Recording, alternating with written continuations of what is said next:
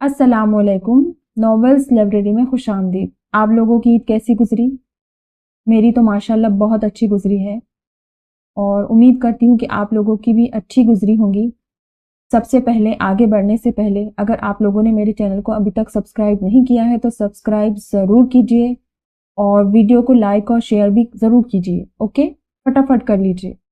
और नॉवेल्स के बारे में आप लोग यार अपने कमेंट्स दिया कीजिए, मुझे अपनी राय बताया कीजिए कि आपको नॉवेल कैसी लगी है। ठीक है, मैं इतनी मेहनत करती हूँ तो अगर आप लोग सिर्फ सुनेंगे और अपनी राय नहीं दिए देंगे तो मुझे कैसे पता चलेगा कि मैंने नॉवेल जो दी हूँ तो आप लोगों को पसंद आई है या नहीं आई है। बहुत से लोग देते हैं कमेंट्स तो मुझे बहुत अच्छा लगता है। आप लोगों के अच्छे अच्छे कमेंट्स जानकर खुशी होती है। और आप लोग ये भी बताइए कि मेरी आवाज़ कहाँ तक जा रही है, कौन कौन मेरी आवाज़ को सुन रहा है। ठीक है, कौन से एरिया से हैं आप लोग, मेरे लिसनर्स कहाँ कहाँ से मुझे सुन रहे हैं, मुझे तो पता होना चाहिए ना। ठीक है, चलिए बहुत सारी बातें हो गई है, अब हम लोग नॉवेल की जानिब बढ़ते हैं। अवाइल दिसंबर की सर्द ठिठुरती हुई धुंध की तह में लिपटी वो सयारात आम दिनों की निस्बत ज्यादा तारीक मालूम होती थी। आसमान से उतरती खुनकी भरी स्याही में वो सुरमई तारकोल की लंबी और सुनसान सड़क भयानक सी लगती थी। ऐसे में दूर से कोई अंधाधुंध भागता हुआ आता दिखाई देता था। धुंध के बास वो अक्स वहां से नहीं था।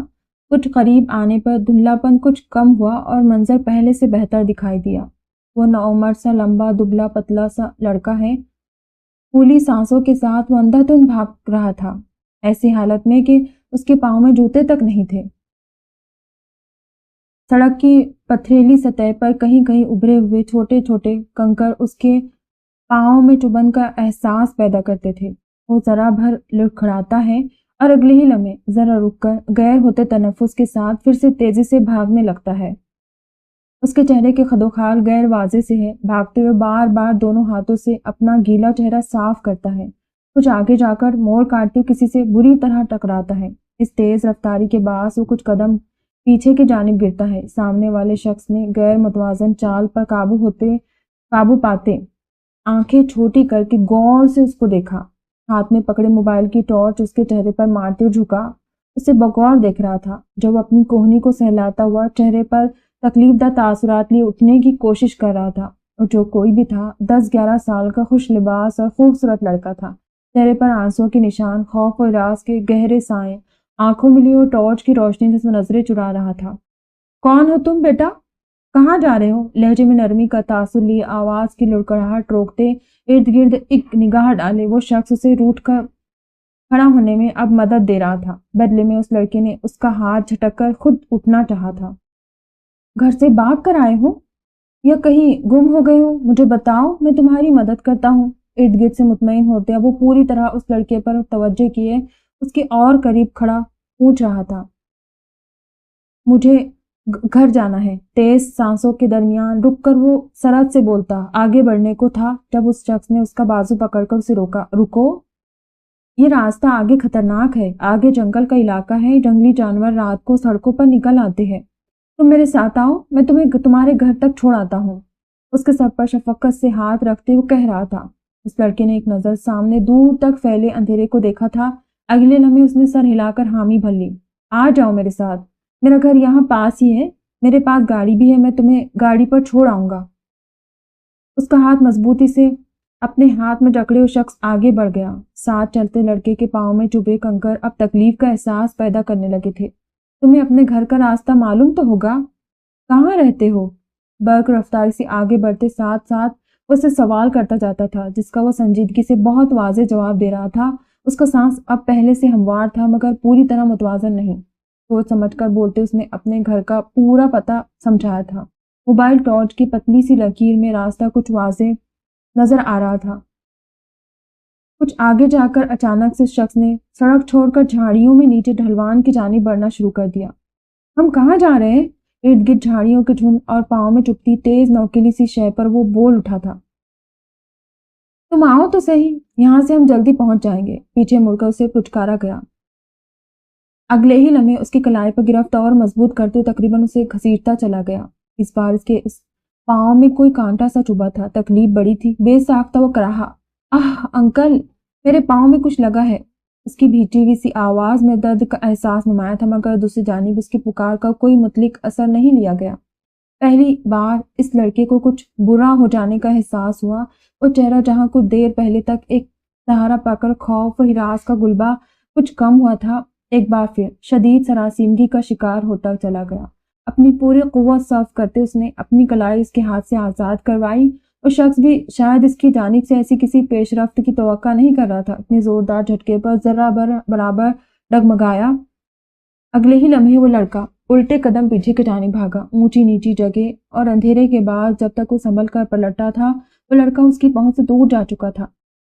اسے ایک غیر اخلاقی گالی سے نوازتا، وہ بھی شرافت و شفقت کا چولہ اتار پھینکتا، اس کے پیچھے خونخوار تیور لیے لپکا۔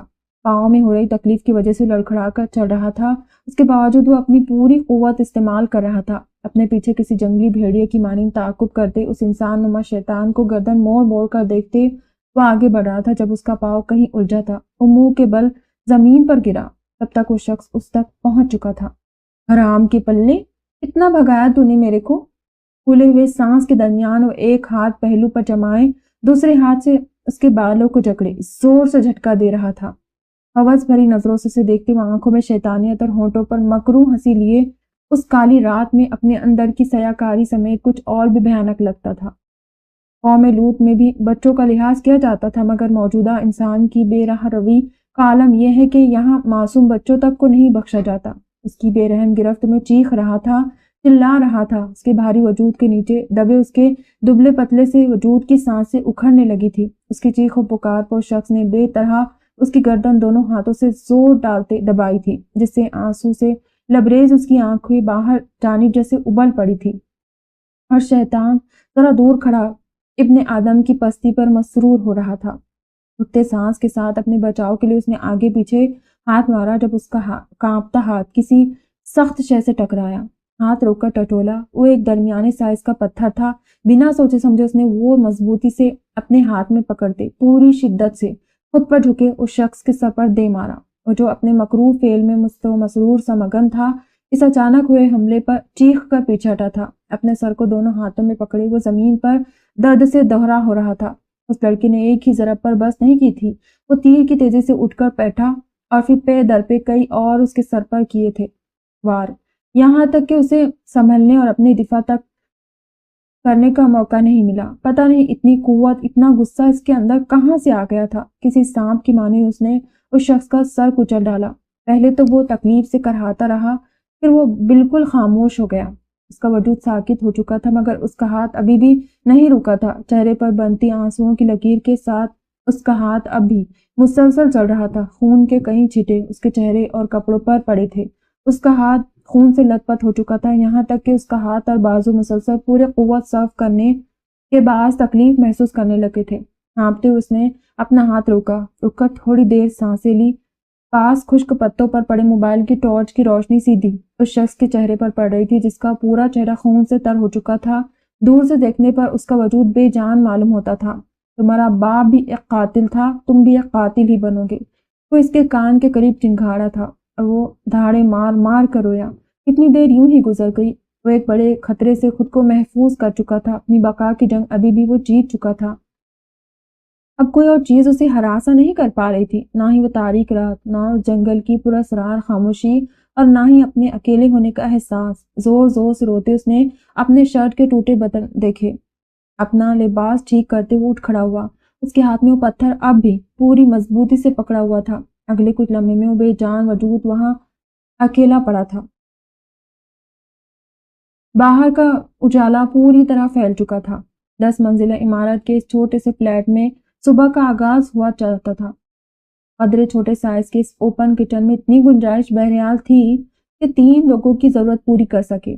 پراٹھے کی سائڈ الٹ کرتی وہ ساتھ میں دم آئی چائے پر بھی نگاہ رکھے ہوئے تھی۔ ہلکے بھورے رنگ کے بال جوڑے میں مقید گردن ڈھانپے ہوئے تھے، کندھوں پر برابر کیے دوپٹے اور قدرے ڈھیلے کھلے سے لباس میں بھی اس کی دراز کامد اور متناسب جسامت کا کسی حد تک اندازہ لگانا مشکل نہ تھا۔ गंदमी माइल साफ रंगत के साथ उसके खदोखाल काफी पुरकशिश दिखाई देते थे। बड़ी बड़ी गोल सी आंखों का सब्ज रंग उन्हें मजीद खूबसूरत बनाता था। दाएं आंख के अब्रू के करीब आधे चांद नुमा निशान सा था। देखने में वो अपनी उम्र से कम मालूम होती थी। अपनी ज़ाहिरी शक्ल और सूरत के साथ साथ उसके चेहरे पर छाया सख्ती का हमावक्त रहने वाला तासुर उसे मुमताज बनाता था, जो उसकी ज़ात का हिस्सा मालूम होता था। उसके कॉलीग्स की उसके बारे में राय थी वो साल में शायद एक ही बार मुस्कुराती होगी। बर्नर बंद करती और पलटती है, तभी सामने वाले कमरे का दरवाज़ा खुलता है। उसके स्कूल यूनिफॉर्म में पूरी तरह तैयार, पीछे बैग डाले वो बाहर आता दिखाई देता है। 7-8 साल की दरमियानी उम्र का बच्चा था, मगर देखने में अपनी उम्र से कुछ बड़ा दिखाई देता था। सुर्ख और सफ़ेद रंगत पर सया बाल और तीखे नकोश लिए वो काफ़ी खूबसूरत लगता था। आंखों का रंग उसी की तरह सब्ज नगीनों जैसा था। उसे देखकर वो रुकता है, आंखों की चमक में कुछ और इजाफा होता है और फिर वो कदरे झुककर अपनी नाफ पर एक हाथ रखे गर्दन झुकाता है। योर हाइनेस, बारीक मगर बिल्कुल साफ सी आवाज में कहता हुआ सीधा होता है। अस्सलाम वालेकुम। और किचन का कॉर्नर में खड़ी साल में एक बार मुस्कुराने वाली लड़की पूरे दिल से मुस्कुराती है। सर के इशारे से बिना आवाज के वालेकुम अस्सलाम कहते वो नाश्ते की ट्रे काउंटर पर रखती है और खुद घूमकर बाहर की जानिब रखे 3 स्टूल की जानिब बढ़ती है। तब तक वो भी अपना बैग वहां लिविंग एरिया के लिए इस्तेमाल होने वाले एरिया में रखे सोफे पर डालता उसके करीब आ चुका था। स्टूल पर बैठता वो पूरी तरह से नाश्ते की जानिब मुतवज्जे था। उसकी बहुत सी अच्छी आदतों में से एक अच्छी आदत ये भी थी, वो खाने पीने के मामले में कभी तंग नहीं किया करता था। हर चीज़ रुग़बत से खाता था। इस मामले में कभी इसकी माँ को उसके साथ सख्ती करने की नौबत नहीं आई थी। एक ही प्लेट में से ऑमलेट के साथ पराठा खाते जैसे उसे कुछ याद आया था। मामा, आपने डायरी पर साइन किए? उसका मुंह तेज तेज हिल रहा था। सिला ने निवाला लेते सर हिलाया था। अभी कर देती हूँ। रात को भी उसने कहा था। तब वो उसके और अपने कपड़े प्रेस कर रही थी। शहीर सो गया तो उसके जहन से भी निकल गया था। परसों पेरेंट्स मीटिंग भी है, आपको छुट्टी मिल जाएगी। मैं टाइम पर पहुंच जाऊंगी। शहीर, तुम जानते हो तुम मेरे लिए सबसे पहले आते हो। टिश्यू पेपर से हाथ साफ करते उसने उठते हुए उसका गाल चूमा था। शहीर के चेहरे पर तफाखुर भरी मुस्कुराहट नमूदार हुई थी। वो वापस मुड़कर जल्दी जल्दी आखिरी निवाले लेने लगा था। सिला उसका बैग चेक कर रही थी। डायरी निकालकर पेंसिल की तलाश में नजर दौड़ाई थी। सोफे के साथ रखी छोटी मेज पर सटे मग में से पेन बरामद किया था। जल्दी करो, नीचे वैन आ गई होगी। एक नजर उसके बैग में रखी किताबों और कॉपियों को देखकर वो किचन में से उसका लंच बॉक्स लेने गई थी। मैं नानू को अल्लाह हाफिज करके आता हूँ, जल्दी से कहता उठकर अंदर कमरे की जानिब भागा था। कुछ देर बाद वो अपना बैग उठाए बाहर निकल रहा था। सिला के हाथ में उसका लंच बॉक्स और पानी वाली बोतल थी। उसे छोड़कर वो वापस आती है तो इस फ्लैट के दूसरे कमरे का दरवाजा खुलता है। अंदर से एक 55 के लगभग की कदरे फरबेहा माइल खातून बाहर निकलती है। आंखों पर नजर का चश्मा चढ़ाए धीमी सी चाल के साथ वो उसी की सिमत बढ़ती है। चाय बना दूं आपके लिए? उनकी मौजूदगी भांपकर बर्तन सिंक में रखते वो उनकी तरफ मुड़ी। नहीं बेटा, अभी दिल नहीं चाह रहा, मैं बना लूंगी खुद। उनके कहने पर वो सर हिलाती वापस बर्तनों की तरफ मुतवज्जे हो जाती है। कहीं चला गया? अब कि वो फ्रिज में से पानी की बोतल निकाल रही थी। जी, अभी अभी निकला है। तुम्हारा भी जाने का वक्त होने वाला है, ये रहने दो, मैं कर लूंगी। घड़ी की जानिब निगाह करते उसे टोक गई थी। अभी बहुत वक्त पड़ा है खाला, ये तो बस 5 मिनट में हो जाता है। आप पर भी कितना बोझ डालूं मैं, पहले ही क्या कम काम करती है आप हमारे लिए। जल्दी जल्दी हाथ चलाते एक तशक्कुर भरी नजर उनकी जानिब डाली थी, जो अब स्टूल पर बैठे पानी पी रही थी। ये भी खूब कही बेटा तुमने, घर की सफाई से लेकर सुबह का नाश्ता और रात का खाना तक तो तुम खुद बनाती हो। मैं क्या करती हूँ? आ जाकर दिन को हल्का फुल्का कुछ बना लेती हूँ अपने और शहीर के लिए, और उसे भी तुम बढ़ा चढ़ाकर पेश करती रहती हो। ऐनक नाक की नोक पर रखी निगाह ऊपर उठाए वो सर झटक कर हंसी थी।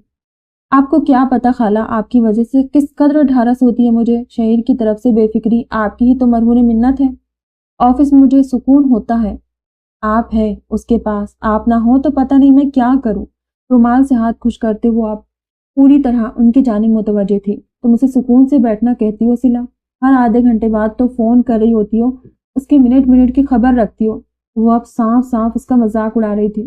کیا کروں خالہ، وہ میرے لیے میری سانسوں کی جیسا ہے، جانتی تو ہیں آپ۔ اس کی بے چارگی پر رقیہ نے نظر بھر کر اسے دیکھا، دل میں ایک ہوک سی اٹھی تھی۔ اور اس سب میں سلا کہاں ہے؟ بالکل اچانک ہی بات کا رخ بدل گئی۔ سلا چونکے بنا نہیں رہ سکی، رقیہ اسے سنجیدگی اور قدر افسردگی سے دیکھ رہی تھی۔ وہ بھی سنبھل گئی۔ سلا شہر میں ہے، اسے اسی میں دیکھا کرے۔ سلا کو سلا میں ڈھونڈے گی تو آپ کو مایوسی ہوگی خالہ۔ دھیمی مگر سنجیدہ آواز رقیہ نے افسوس سے دیکھا۔ اپنی عمر سے بڑی باتیں مت کیا کرو بیٹا، مجھے خوف آنے لگتا ہے۔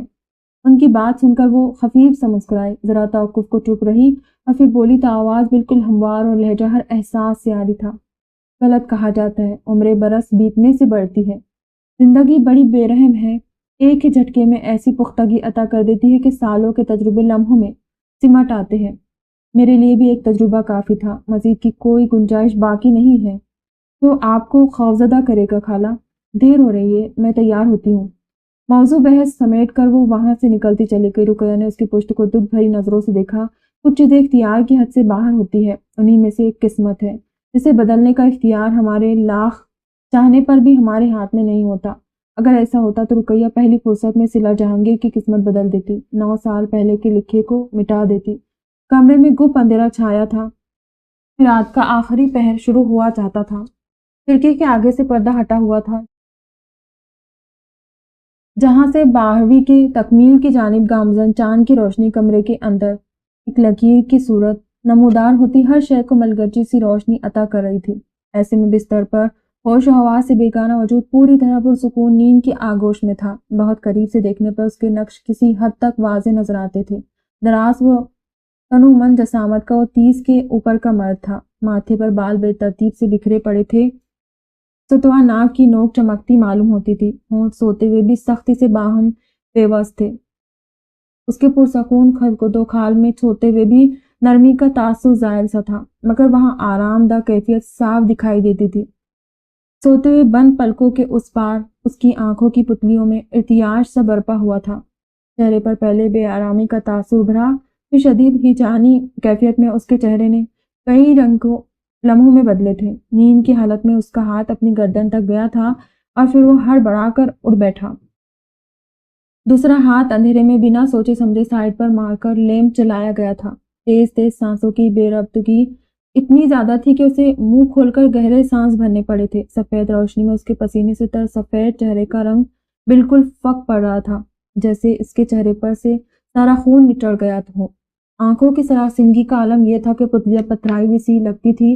یکایک اس نے اپنے دونوں ہاتھ سامنے کیے، جن کی لرزش بڑی واضح تھی۔ کشادہ ہتھیلیوں پر اسے سرخ خون کا سا گمان ہوا۔ وہ اندھا دھند اٹھ کر واش روم کی جانب بھاگا۔ واش روم کی بتی جلاتے ہی سارا منظر تیز روشنی میں نہا گیا۔ اب کی بار واش بیسن کے آگے کھڑا وہ صابن مل مل کر ہاتھ دھو رہا تھا، مگر وہ سرخ گاڑھا سیال مادہ اترنے کا نام ہی نہ لے رہا تھا۔ دفعتاً اس کی نگاہ آئینے میں نظر آتے اپنے چہرے پر پڑی۔ اس کے منہ اور گردن پر بھی سرخ خون کے دھبے بڑے نمایاں تھے۔ بے تربے کئی چھٹے منہ پر مارتے ہوئے اس نے اتنی شدت سے اپنا چہرہ رگڑا تھا کہ وہاں سے جلد گلابی مائل ہونے لگی تھی۔ کتنی دیر تک وہ یہ عمل دہراتا رہا۔ اس کی شرٹ پوری طرح سے پانی سے بھیگ چکی تھی، ماتھے پر گیلے بال چپک گئے تھے، بہت سارا پانی آنکھوں میں جا کر جلن اور گلابی پن کا باعث بن چکا تھا۔ تھک کر اس نے آئینے میں اپنا آپ ایک بار پھر سے دیکھا۔ اس کا چہرہ اب کے صاف تھا، ہاتھ بھی دھل کر اصلی حالت میں آ چکے تھے۔ ایک اکھڑا ہوا سانس لبوں سے خارج کرتے نل بند کیے۔ کتنی دیر دونوں ہاتھ واش بیسن کے اطراف جمائے، گردن جھکا کر اس نے آنکھیں موندے اپنی حالت پر قابو پانے کی کوشش کی تھی۔ واپس کمرے میں آ کر ساری لائٹ جلاتے وہ اٹھے جانے والے انداز میں آڑا ترچھا بیڈ پر گرا تھا۔ آنکھوں کی پتلیاں اب بھی ساکن تھی، مگر اب ان میں ہیجان کسی کیفیت کی جگہ سرد پن نے لے لی تھی۔ چہرے کا رنگ آہستہ آہستہ نارمل ہونے لگا۔ وہاں اب پہلی سی بے چینی، تکلیف اور خوف و ہراس نہیں تھا، بلکہ ایک منجمد کر دینے والا بے تاثر سا احساس ہلکورے لے رہا تھا۔ سانسوں کی آواز بالکل مدھم تھی، جو ان کے پرسکون ہو جانے کی علامت تھی۔ اس نے اپنا آپ سنبھال لیا تھا، بالکل ویسے جیسے کئی سال پہلے سنبھالا تھا۔ وہ ایک عرصے سے PTSD کا شکار تھا اور اس کا اپنے سوا کوئی طبیب نہیں تھا۔ اپنا مسیحا وہ ہمیشہ سے خود رہا، اپنا مددگار اس نے ہمیشہ خود کو چنا تھا۔ اس کا ڈر، خوف، اس کی تکالیف، اس کے سارے مسائل اس کے اپنے تھے جن کا کوئی شریک نہیں تھا، اور ان سب سے نپٹنا اس نے بہت چھوٹی عمر میں سیکھ لیا تھا۔ اس وقت بھی اپنے سوا اسے کسی کی ضرورت نہیں تھی۔ باقی کی پوری رات اس نے جاگ کر گزارنی تھی، خود کو پہلے جیسا مضبوط کرنا تھا، اور صبح آئینے کے سامنے خود کو ماضی کے ہر خوف و ہراس کی کیسے آزاد شخص کے روپ میں دیکھنا تھا۔ اتنے تھوڑے دنوں کے لیے آنے کی ضرورت ہی کیا تھی؟ پھر آرام سے رہتے، وہی مجھے بھی سکون سے رہنے دیتے۔ ویسے بھی تمہارے آنے سے کون سا مجھے کوئی فائدہ ہوتا ہے، الٹا میرا کام ہی بڑھ جاتا ہے۔ اس عمر میں بھی تمہیں پکا کر ہی کھلانا پڑ رہا ہے۔ ایپرن باندھے اس کے سامنے کافی کا مگ رکھتے واپس مڑے تھے، سفید بال اور پوری طرح سے سفید ریش میں ان کی سرخ و سفید کشمیری رنگت والا چہرہ اور بھی پرنور لگتا تھا۔ 75 کے قریب عمر کے اس حصے میں بھی چاک اور چوپن اور بالکل فٹ نظر آتے تھے۔ آپ ہی اداس ہو رہے تھے میرے بغیر، روز ایک ہی سوال کرتے تھے، کب واپس آ رہے ہو؟ اب جب آپ کا خیال کر کے 10 دن کی لیو پر آ ہی گیا ہوں تو بھی کسی ناراض گرل فرینڈ کی طرح آپ کے گلے شکوے ہی ختم نہیں ہو رہے۔ کافی کا سپ لیتے ہوئے مسکرایا تھا، مگر کندھے پر پڑنے والی ڈوئی نے اسے کراہنے پر مجبور کر دیا۔ بابی چھلک جانے سے بال بچی کافی کو میز پر رکھ کر کندھا سہلاتے احتجاج ریکارڈ کروایا گیا۔ شرم تو نہیں آئی ہوگی؟ بوڑھے دادے کو گرل فرینڈ سے تشبیہ دیتے ہوئے کمر پر ہاتھ جمائے وہ اس کے پہلو میں کھڑے اب خشمگی نظروں سے اسے گھور رہے تھے، جس کی ایکٹنگ اپنے عروج پر تھی۔ کمال کرتے آپ بھی، اب آپ سے بھی شرم کرتا پھروں۔ کندھا چھوڑ کر ہنستا ہوا مگ پھر سے اٹھا چکا تھا۔ شرم مت کرو بیٹا، بس تھوڑا خیال کر لو، وہی کافی ہوگا میرے لیے۔ وہ واپس مڑ کر ڈوئی رکھتے اپنے لیے بنائی چپاتی اور سالن کی ٹرے اٹھا کر وہ بھی اس کے ساتھ آ بیٹھے تھے۔ ایپرن اتارنے کا تردد ابھی بھی نہیں کیا گیا تھا۔ کس قسم کا خیال بابی؟ ذرا روشنی ڈالے۔ سر ہلاتا ہوا پوری طرح سے ان کی طرف متوجہ تھا، جس پر انہوں نے نیوالے توڑتے ایک متاسف نگاہ پر ڈالی تھی۔ میری تنہائی کا، میرے اکیلے پن کا، اس عمر میں بھی میں بوڑھا تمہیں پکا کر کھلا رہا ہوں، اب نہیں ہوتا مجھ سے یہ سب۔ اس گھر میں کوئی پکانے والی آ جانا چاہیے اب، جو سب سنبھال لے آ کر۔ اپنی پلیٹ پر جھکے ان کے کہنے پر اس نے سمجھنا کسی انداز میں سر ہلا کر ڈمبش دی تھی۔ اوہ اچھا، میڈ کی بات کر رہے ہیں آپ؟ قدمت سے سر ہلاتے ان کے تنبیہ انداز میں خود کو گھورنے پر اس کی چلتی زبان کو بریک لگی تھی۔ نہیں، میڈ کی بات تو نہیں کر رہے ہیں آپ، گھر کے کاموں تک تو ٹھیک ہے، مگر اس کا آپ کی تنہائی اور اکیلے پن سے کیا لینا دینا؟ Common sense. میں شادی کی بات کر رہا ہوں۔ مزید اس کے اندازوں کی تاب نہ لا سکتے وہ دل پر پتھر رکھ کر تحمل سے بولے تھے، البتہ کان سرخ ہونے لگے تھے۔ مرتضیٰ کے ہونٹ اوہ کی شیپ میں گول ہوتے ٹھہر سے گئے۔ کچھ وقت اس نے ان کی بات کو ہضم کرنے کے لیے لیا، پھر گلا کھنکار کر گویا ہوا، بالکل میں ایگری کرتا ہوں آپ سے، ہمیں اس بارے میں سوچنا چاہیے، بلکہ بہت پہلے سوچ لینا چاہیے تھا، لیکن کوئی بات نہیں، دیر اب بھی نہیں ہوئی۔ اپنا کافی کا مگ ایک سائڈ پر کرتے دونوں ہاتھوں کی انگلیاں باہم پھنسائے میز کی سطح پر رکھی وہ سوچ سمجھ کر سنجیدگی سے کہہ رہا تھا۔ عبدالرحمن کاظمی کے چہرے کی خوشی اس لمحے دیدنی تھی۔ تو پھر تم بتاؤ، تمہاری نظر میں کوئی ہے؟ وہ پرجوش ہوئے تھے۔ کچھ بے آرامی سے مرتضیٰ نے پہلو بدلا۔ میری نظر میں بابی، میرے خیال میں یہ فیصلہ آپ کو کرنا چاہیے۔ ہلکا سا مسکراتے شانے اچکائے عبدالرحمن صاحب نے بھرپور اطمینان سے سر نفی ملایا۔ ناشتے سے ہاتھ وہ کب کا روک چکے تھے۔ نہیں، میں تمہاری پسند کو ترجیح دوں گا مرتضیٰ، تم کھل کر اپنی پسند کا اظہار کر سکتے ہو۔ ان کے کہنے پر کچھ متذبذب کا وہ محتاط نظریں ان پر جمایا جیسے سوچ میں پڑ گیا۔ مس شازمہ کیسی رہے گی؟ ڈرتے ڈرتے ان کی طرف دیکھتے اس نے ہمت کر ہی ڈالی تھی۔ عبدالرحمن کاظمی کی آنکھیں حیرت و بے یقینی سے پھیلی تھی۔ ایک بھرپور نگاہ اس کے چہرے پر ڈال کر اس کی سنجیدگی جاننی چاہیے، جو پوری طرح سے سنجیدہ دکھائی دیتا تھا۔ پھر زبردستی ہونٹوں کو کھینچ کر مسکراہٹ میں ڈھالا۔ نگاہوں کے سامنے وہ اسمارٹ سی نقصد تیار رہنے والی انہی کی کالونی کی شازمہ کا سراپا لہرایا، جو 50 کے قریب پہنچنے کو تھی مگر غیر شادی شدہ تھی۔ شازمہ اچھی ہے وہ، مگر عمر میں کچھ بڑی نہیں ہے؟ نہیں، مطلب دیکھو، میں جانتا ہوں تم نئی نسل کے لیے عمروں کا فرق اب اتنا معنی نہیں رکھتا، مگر پھر بھی اگر تم 10-12 سال سے کم عمر کوئی دیکھ لو تو۔ وہ ٹھہر کر بولتے مناسب الفاظ کا چناؤ کر رہے تھے۔ مرتضیٰ کے ماتھے پر بل پڑے۔ بالکل بھی نہیں، مس شازمہ مجھے بہت پسند ہے، وہ ایک اچھی خاتون ہے اور ان کی ایج بھی مناسب ہے۔ اتنی عمر میں میچورٹی لیول بھی ہائی ہوتا ہے اور یہ دونوں کے حق میں بہتر ہوگا. اس سے کم ایج کے حق میں قطعی آمدہ نہیں ہوں گا بابی. دو ٹوک اور قطعی انداز. عبد الرحمن نے پریشانی سے ماتھا مسل ڈالا تھا. مرتضیٰ تم جذباتی بن کر سوچ رہے ہو. ٹھیک ہے تمہاری بات سے میں اتفاق کرتا ہوں. عورت میچور ہو تو زندگی آسان گزرتی ہے. مگر بیٹا اتنی میچورٹی کا بھی کیا کرنا کہ بعد میں دیکھو بیٹا سمجھنے کی کوشش کرو. بعد میں بچوں کی پیدائش میں 100 مسئلے ہوتے ہیں. تحمل و متانہ سے سمجھاتے بھی ان کی آواز میں جھنجھلاہٹ در آئی تھی. مرتضیٰ ایک جھٹکے سے اپنی کرسی سے اٹھا. خاموش ماحول میں کرسی پیچھے ہونے کی چرچراہٹ بڑی واضح تھی. لا حول ولا قوت. کیسی باتیں کر رہے ہیں بابی آپ. ابھی تو مجھے شرم کا پاٹ پڑھایا جا رہا تھا. اب پوتے کے سامنے ایسی باتیں کرتے روح نہیں کانپی آپ کی. ہاتھ نہ جا کر جذباتی عورتوں کی طرح لڑنے پر اتر آیا. عبد الرحمن ہونک پن سے اسے دیکھ رہے تھے جو اب 2-3 گہرے گہرے سانس لیتے جیسے خود کو کمپوز کر رہا تھا. دیکھیں بابی آپ کی تنہائی کا احساس مجھے بھی ہے. اسی لیے میں اس میں کوئی برائی نہیں سمجھتا. اگر آپ شادی کے بارے میں سوچ رہے تو بڑھاپے میں اپنی لائف پارٹنر کی اہمیت اور اس کی جو جگہ ہوتی ہے وہ زندگی میں کوئی اور نہیں لے سکتا. یہ بات سمجھتا ہوں میں. مگر اب اتنا اچھا بھی نہیں ہوں کہ اس عمر میں اپنے چچا یا پھپھو کی دنیا میں آمد پر خوش ہوتا پھروں گا. تو چٹک کر سرخ پڑتے چہرے کے ساتھ اس نے جو کہا تھا. عبد الرحمن صاحب کو سمجھنے میں کچھ وقت لگا اور اس کے بعد وہ غصے سے بھرے تاثرات چہرے پر لیے جس تیزی سے اٹھ کھڑے ہوئے تھے. بے اختیار وہ 2 قدم ان سے دور ہوا. بےہودت یہ گدھے بے غیرتے شرم نہ آئی تجھے بوڑھے دادا کے بارے میں اتنا آل فال سوچتے ہوئے. میں اپنی نہیں تمہاری شادی کی بات کر رہا تھا اور تم اتنی دیر سے نہ جانے کیا بکواس سوچ کر بے تکی ہاں کے جا رہا ہے.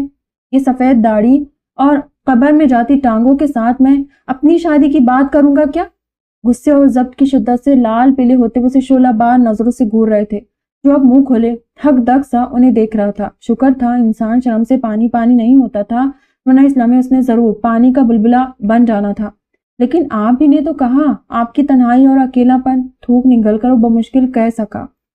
سارا جوش و ولولہ اس لمحے اڑن چھو ہو چکا تھا. تو تجھ بے وقوف کی بیوی آئے گی, پھر بچے ہوں گے, گھر میں چہل پہل ہوگی تو میری ہی تنہائی دور ہوگی. دانت پیس کر انہوں نے جس انداز میں کہا تھا مرتضیٰ کے لیے مزید وہاں رکنا محال ہو گیا تھا. کچھ دیر پہلے وہ ڈوری کا حملہ برداشت کر چکا تھا. مزید کسی خطرناک ہتھیار کا متحمل نہیں ہو سکتا تھا. Okay fine, I'm sorry Bobby. میں اپنے سارے الفاظ واپس لیتا ہوں. یوں سمجھے آج کی یہ صبح ہمارے بیچ کبھی آئی ہی نہیں تھی. دونوں ہاتھ اٹھا کر مفاہمتی انداز اپناتے کرتے اس نے باہر کی جانب تیز قدموں سے دوڑ لگائی تھی. اب کہاں بھاگ رہے ہو؟ پیچھے سے ان کی جلالی آواز آئی. مجھے کل ہی میسج ملا تھا. بینک والوں نے بلایا ہے کچھ پیپر ورک کے سلسلے میں اور ساتھ تاکید بھی کی گئی ہے کہ میں جلد از جلد یہ کام آ کر نپٹا جاؤں. دروازے کے فریم میں رک کر وہ تیز بولا تھا. ہفتے کے دن کون سا بینک کھلا ہوگا تمہارے لیے؟ آنکھیں چھوٹی کیے طنز کیا گیا. مرتضیٰ خجل ہوتے ذرا بھر گڑبڑایا پھر زبردستی کی ہنسی ہنسا. آج تو ہفتہ ہے, مجھے بھول گیا. لیکن پھر بھی کیونکہ میں اس ملک کا ایک ذمہ دار شہری ہوں اس لیے بینک بند ہونے کے باوجود ان کے کہے کے عین مطابق میں جلد از جلد جاؤں گا اور بینک کے باہر سے چکر لگا کر واپس آ جاؤں گا. ڈونٹ وری بابی, میں 1 گھنٹے تک واپس آتا ہوں. وہ دروازے کے فریم سے غائب ہو چکا تھا. پھر وہ ضبط کے بڑے بڑے کڑوے گھونٹ پی کر رہ گئے. ناشتہ جوں کا تو پڑا تھا. اس کی دی ڈوز کے بعد مزید کچھ کھانے کی حاجت باقی کہاں رہی تھی. ماما. سامنے رکھی فائل سے سر اٹھا کر سلا نے دروازے کی جانب دیکھا جہاں تھوڑا سا دروازہ کھول کر منہ اندر کی کھڑا وہ اس کے دیکھنے پر مسکرایا تھا. میں آ جاؤں؟ سر اس بات میں ہلائے جانے پر وہ اندر داخل ہوا. سلا نے دونوں بازو پھیلا کر اسے اپنی طرف آنے کا اشارہ کیا. تیز قدم لیتے ہوئے اس کی گود میں آ کر بیٹھتا ایک بازو اس کی گردن میں ڈال چکا تھا جس پر سلا نے اس کا گال چوما. آپ کا کام ختم ہوا؟ ہاں بس سمجھو ہو گیا. فائل بند کرتے اس نے پوری توجہ اس کی جانب مبذول کی تھی حالانکہ ابھی اس کا دیکھنے کو کافی کام رہتا تھا. تو اب آپ فری ہیں؟ شہر کی آنکھوں کی چمک میں اضافہ ہوا. اس نے مسکرا کر سر ہاں میں ہلایا تھا. تو پھر آپ میرے ساتھ پارک چلے گی؟ اسے شام میں قریبی پارک جانے کی عادت تھی. زیادہ تر وہ رقیہ خالہ کے ساتھ ہی جایا کرتا تھا. معمول کے دنوں میں وہ آفس ہوا کرتی تھی مگر ویکینڈ پر کبھی فری ہو تو اسے ساتھ گھسیٹ لیا کرتا تھا. وہ پارک وغیرہ جانا پسند نہیں کرتی تھی اس لیے زیادہ تر شہر بھی اسے تنگ نہیں کیا کرتا تھا. بلکہ ویکینڈ پر تو وہ خود بھی نہیں جایا کرتا تھا، گھر میں رہتا تھا، سلا کے ساتھ وقت گزارتا تھا اور زیادہ تر گروسری کے لیے وہ ماں بیٹا ویکینڈ کا ہی انتخاب کیا کرتے تھے۔ ایسے میں اس کی ماں کے ساتھ آئس کریم پارٹی بھی ہو جایا کرتی تھی۔ اچھا چلتے ہیں، اس کے اتنے مان بھرے انداز میں کہنے پر وہ چاہ کر بھی انکار نہیں کر پائی تھی۔ صبح سے گھر کے سبھی کام نپٹاتے اور آفس کا کام کرنے کے بعد اب اس کا جی تو بالکل نہیں چاہ رہا تھا، مگر شہیر کی خوشی کے لیے وہ اٹھ کھڑی ہوئی۔ اس کی زندگی میں شہیر حیدر سب سے پہلے آتا تھا، اپنی ذات تو عرصہ ہوا کہیں بہت پیچھے رہ گئی تھی۔ خالہ، ہم پارک تک جا رہے ہیں، ان کے کمرے میں جھانک کر مطلع کیا۔ ویکینڈ پر شہیر نہیں جاتا تھا تو ان کو بھی واک سے بچنے کا ایک بہانہ درکار آ جاتا تھا۔ بستر پر نیم دراز وہ آنکھیں موندے تسبیح کر رہی تھی، اسی پوزیشن میں سر کو جنبش دی تھی۔ کچھ دیر بعد چادر لے کر سلا اور شہیر دونوں فلیٹ سے نکلے تھے۔ خلاف معمول شہیر نے اپنا بیگ ساتھ نہیں لیا تھا۔ تم آج پینٹنگ نہیں کرو گے؟ نہیں، میں آپ کے ساتھ باتیں کروں گا، اس کی انگلی تھامے چلتے اس نے کہا۔ وہاں 4 ایک جیسی عمارتیں تھیں جن کے سامنے کا کچھ ایریا گراؤنڈ پر محیط تھا اور سامنے چھوٹی سی سنگلاخ باؤنڈری وال تھی۔ ایک بڑا سا سنگلاخ گیٹ تھا جہاں پر واچ مین چاق و چوبند کھڑا تھا۔ اب وہ بلڈنگ کے ایریا سے نکل کر مین روڈ پر آ چکے تھے۔ وہ زیادہ گنجان آباد علاقہ نہیں تھا۔ مین روڈ کے اطراف کہیں کافی جگہ خالی پڑی ہوئی تھی تو کہیں رہائشی گھر بنے ہوئے تھے۔ پہر کے بعد کا وقت تھا، سورج کے مزاج کچھ ٹھنڈے معلوم ہوتے تھے۔ آسمان پر کہیں بادلوں کے ٹکڑے سے تیر رہے تھے، ایسے میں ہوا کی روش بھی کچھ بدل سی گئی تھی۔ تازہ ہوا کے جھونکے نے اس کے گالوں کو چھوا تو موڈ خوشگوار ہونے لگا۔ 10 منٹ کی واک کے بعد وہ پارک پہنچ چکے تھے۔ چاکلیٹ فلیور آئس کریم لے کر وہ دونوں ہی شہر کی من پسند جگہ کی جانب بڑھے تھے۔ وہ نسبتاً کم رش والی جگہ تھی، وہاں 2 سنگی بینچ نصب تھے، پیچھے چھوٹی سی جھیل تھی جس کے آگے راہداری اور 7 درختوں کی ایک قطار سی پورے قد کے ساتھ اٹھی کھڑی تھی۔ اپنی مخصوص جگہ پہنچ کر اس نے متلاشی نظروں سے ارد گرد دیکھا تھا، پھر مایوس نظریں لوٹ کر ماں کے چہرے پر ٹھہر گئی۔ کسی کا انتظار تھا کیا؟ بینچ پر آرام دہ حالت میں بیٹھ کر سلا نے بیٹے کے ایک تاثر کو بڑی باریک بینی سے جانچا تھا۔ وہ آج بھی نہیں آئے، شاید واپس چلے گئے ہو۔ انہوں نے ایک بار بتایا تھا اپنا کام ختم ہوتے ہی وہ واپس چلے جائیں گے، بٹ انہیں مجھے گڈ بائی تو کہنا چاہیے تھا ماما۔ اور جیسے خفگی و ناراضگی کا اظہار کر رہا تھا۔ سلا کا ماتھا جھٹکنا لازمی تھا۔ شہیر کی کسی اجنبی سے اس حد تک اٹیچمنٹ اس کے لیے اچنبھے کا باعث تو ضرور تھی۔ ہو سکتا ہے شہیر انہیں ایمرجنسی میں جانا پڑ گیا ہو، اور ویسے بھی بیٹا کسی ان نون بندے سے ایسے اٹیچ ہونا بھی کوئی اچھی بات نہیں ہے۔ ہمیں زندگی میں بہت سارے لوگ ملتے ہیں اور وہ ہمارے ساتھ ہمیشہ نہیں رہتے، اس لیے کسی کا بھی خود کو یوں عادی نہیں کرنا چاہیے۔ رسان سے سمجھاتے اشارے سے اس کی توجہ پگھلتی آئس کریم کی جانب دلائی، جس کی وجہ سے اس کا ہاتھ گندا ہونے لگا تھا، ساتھ خود بھی اپنی آئس کریم کا بائٹ لیا۔ لیکن وہ ان نون نہیں ہے ماما، میں انہیں جانتا تھا، وہ مجھے اچھے بھی لگے تھے۔ ہاتھ میں پکڑے ٹشو پیپر سے دوسرا آئس کریم والا ہاتھ صاف کرتے بول رہا تھا۔ سلا ہونٹ بھیج کر بیٹے کو دیکھا۔ وہ اس کا کسی سے اس حد تک لگاؤ قطعی پسند نہیں کرتی تھی۔ یہی وجہ تھی جب آج سے 2 ماہ پہلے شہیر نے اس شخص کا ذکر پہلی بار اس سے کیا تھا تو پہلے اس نے اگنور کیا تھا کہ شہیر خود بھی زیادہ جلدی کسی سے گھلنے ملنے والا بچہ نہیں تھا۔ اس کی تربیت کے دوران سلا نے اس امر کو یقینی بنایا تھا، وہ اجنبی لوگوں سے زیادہ بات چیت کرنے سے گریز کرتا تھا۔ اس کی اپنی ہم عمر بچوں سے دوستی بھی کم ہوتی تھی، زیادہ تر وہ اپنی دنیا میں مگن رہنے والا بچہ تھا۔ اس کی پینٹنگ کافی اچھی تھی، روز شام کو وہ 1 گھنٹہ رقیہ خالہ کے ساتھ پارک آیا کرتا تھا۔ کولیسٹرول کی وجہ سے انہیں ڈاکٹر نے واک لازمی کرنے کی ہدایت دے رکھی تھی۔ وہ اور پڑوس میں سے ایک اور آنٹی واک کرتی اور شہیر وہاں بیٹھ کر پینٹنگ۔ تب شہیر کے منہ سے 3-4 بار اس کا ذکر سن کر اس نے ایک بار رقیہ خالہ سے اس بابت استفسار کیا تھا، شہیر آج کل پارک میں کس سے مل رہا ہے خالہ؟ رات کو شہیر کو سلانے کے بعد وہ بے چین سی ان کے کمرے میں آئی تھی۔ ارے جانتی ہوں میں اس بچے کو، بڑا بھلا سا بچہ ہے، نام بھی بھلا سا ہے، ابھی ذہن میں نہیں آ رہا ہے، آتے جاتے سلام دعا ہوتی رہتی ہے اس سے۔ تم بے فکر رہو۔ بستر میں گھسی ہو بنا اس کی طرف دیکھے آنکھیں موندے کہتی بات ختم کر گئی۔ سلا نے بھی چپ سادھ لی تھی۔ خالہ جانتی تھی تو پھر اتنا مسئلہ نہیں تھا۔ تم کہہ رہے تھے تمہیں مجھ سے باتیں کرنی ہے، مگر اب اتنی دیر سے تم خاموش بیٹھے ہو، پھر ہم پارک آئے ہیں کس لیے؟ شہیر اسے کچھ افسردہ سا دیکھ کر اس نے اس کا دھیان بھٹکانے کو مصنوعی خفگی کا اظہار کیا۔ آف کورس مجھے آپ سے باتیں کرنی ہے ماما، ماں کی ناراضگی جانچتے ہوئے جھٹ سے مسکرا دیا۔ شیلا نے اس کے سلیقے سے سانورے بالوں کو ذرا سا برابر چھڑا تھا۔ ایک بات ہمیشہ یاد رکھنا چاہیے، لوگ آتے جاتے رہتے ہیں مگر تمہاری ماما ہمیشہ تمہارے ساتھ رہے گی، تمہیں کبھی نہیں چھوڑے گی۔ اس کی ٹھوڑی کے نیچے اپنی ہتھیلی رکھی وہ قدرے جھک کر اس کی آنکھوں میں جھانک رہی تھی۔ دن کی چمک میں کوئی پاک سا ہوا تھا اور اگلے ہی لمحے وہ پرجوش انداز میں اسے لپٹ چکا تھا۔ ہاتھ میں پکڑے گروسری بیگ کو کچن میں رکھ کر وہ اس کی تلاش میں نکلے تھے، جو خلاف معاملوں گھر میں ہوتے ہوئے بھی انہیں ٹی وی لاؤنج میں ٹانگے پسارے بیٹھا نہیں ملا تھا۔ لانڈری روم میں آ کر جھانکتے ان کی حیرت کی انتہا نہ رہی جب اسے کپڑے دھوتے دیکھا تھا۔ یہ آج سورج کس سمت سے طلوع ہوا ہے مرتضیٰ؟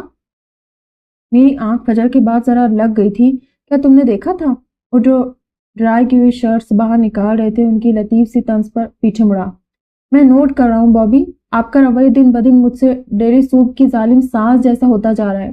آتے جاتے طنز کے نشتر چلائے جا رہے کہ اسی لیے بلایا جا رہا تھا مجھ غریب کو۔ سر جھٹک کر وہ ایک آخری تنکری نگاہ ہاتھ میں پکڑی شرٹ پر ڈالتا اسے پاس کر چکا تھا۔ ارے بھائی، میں نے تو بس ایک کام سے سوال کیا تھا، تم پتہ نہیں کیوں دل پر لے رہے ہو۔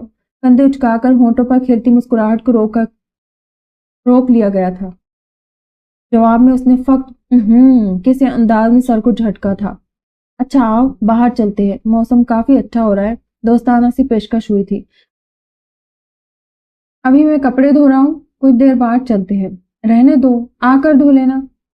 بلکہ میں خود دیکھ لوں گا۔ مرتضیٰ نے حیرت سے انہیں دیکھا، پھر اگلے ہی پل ہنس دیا۔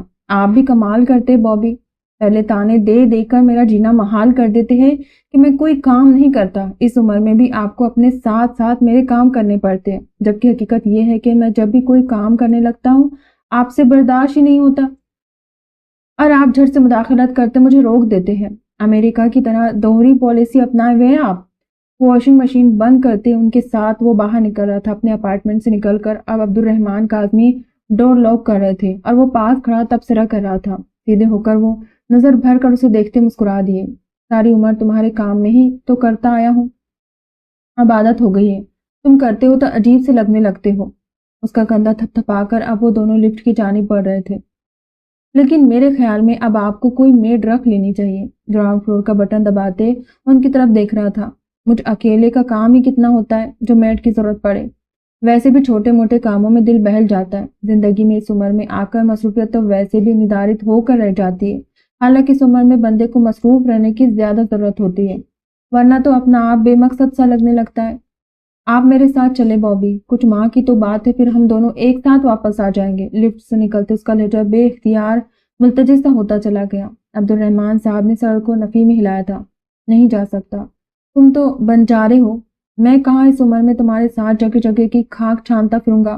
زندگی کا ایک طویل حصہ ان فضاؤں میں سانس لیتا گزارا ہے۔ میرا نہیں خیال اب کسی اور جگہ کی ہوا میرے کمزور ہوتے پھیپھڑوں کو راس آئے گی۔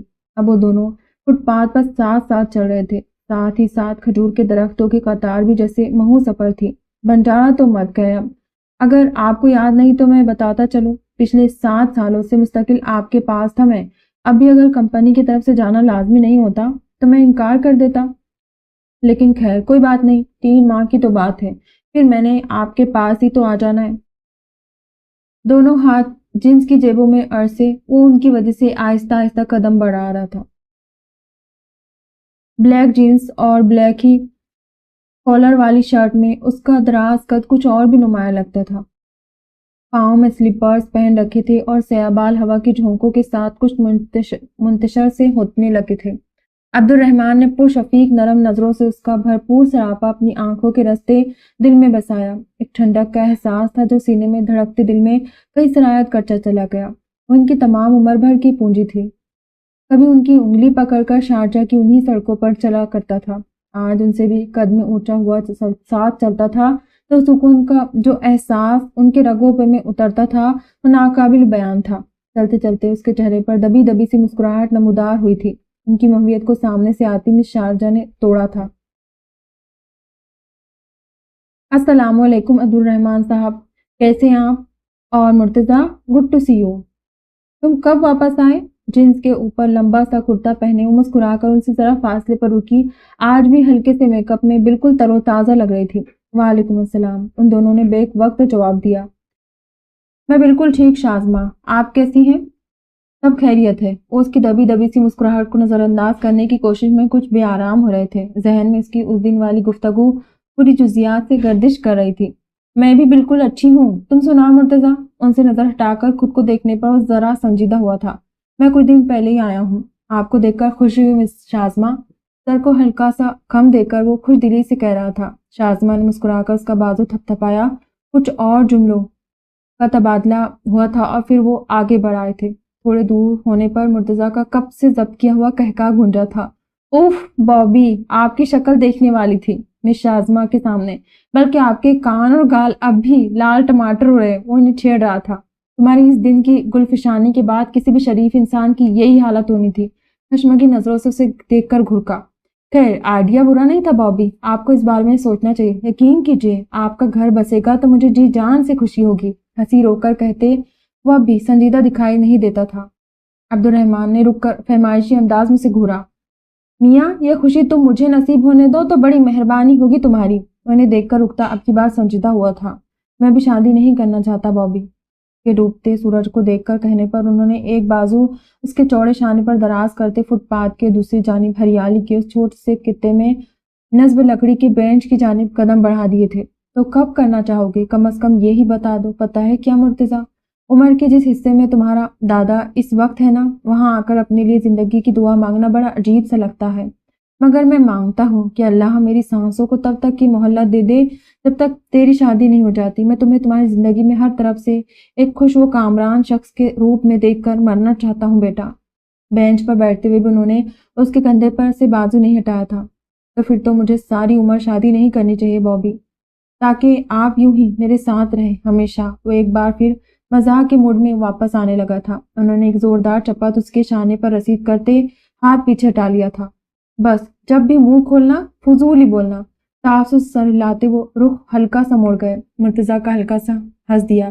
फिर कुछ देर बाद उसकी आवाज सुनाई दी। मैं इकरार करके आपको कोई झूठी उम्मीद दिलाना नहीं चाहता और ना ही इनकार करके आपकी कोई उम्मीद तोड़ना चाहता हूँ। आप मुझे कुछ वक्त दें, इतना सा वक्त जब तक कि मैं वापस नहीं आ जाता।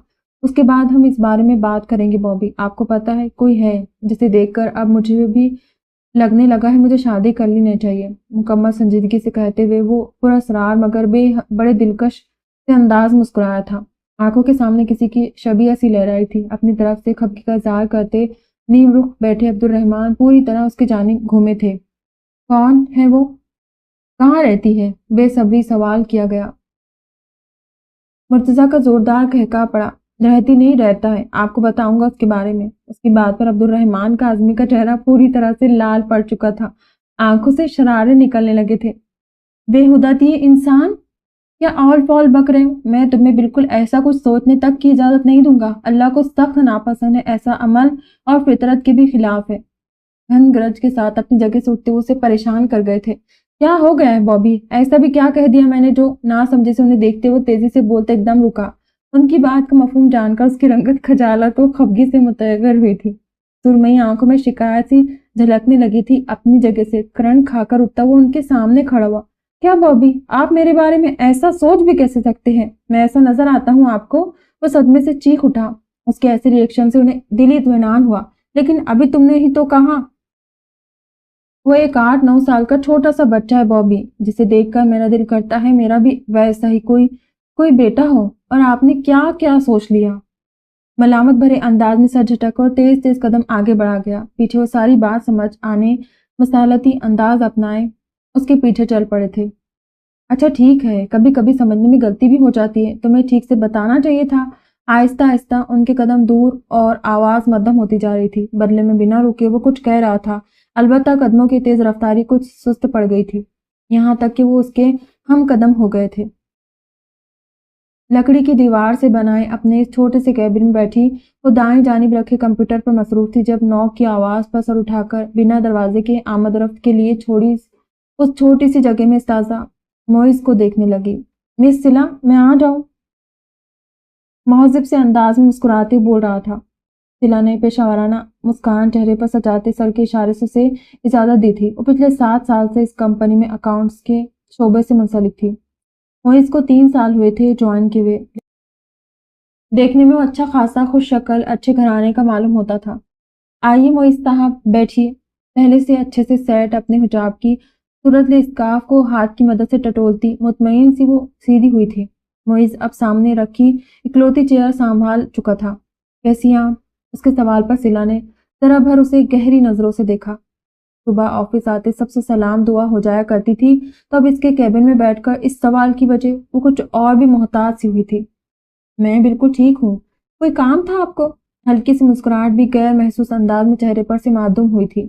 اس کا اسٹریٹ فارورڈ لیا دیا انداز اس کے آفس کے میل تو کیا فیمیلز کولیگ کو بھی اس سے ایک خاص فاصلے پر رہنے کے لیے مجبور کر دیتا تھا۔ جی کام تو کوئی خاص نہیں، مجھے آپ سے بس ایک ضروری مگر کچھ پرسنل بات کرنی تھی۔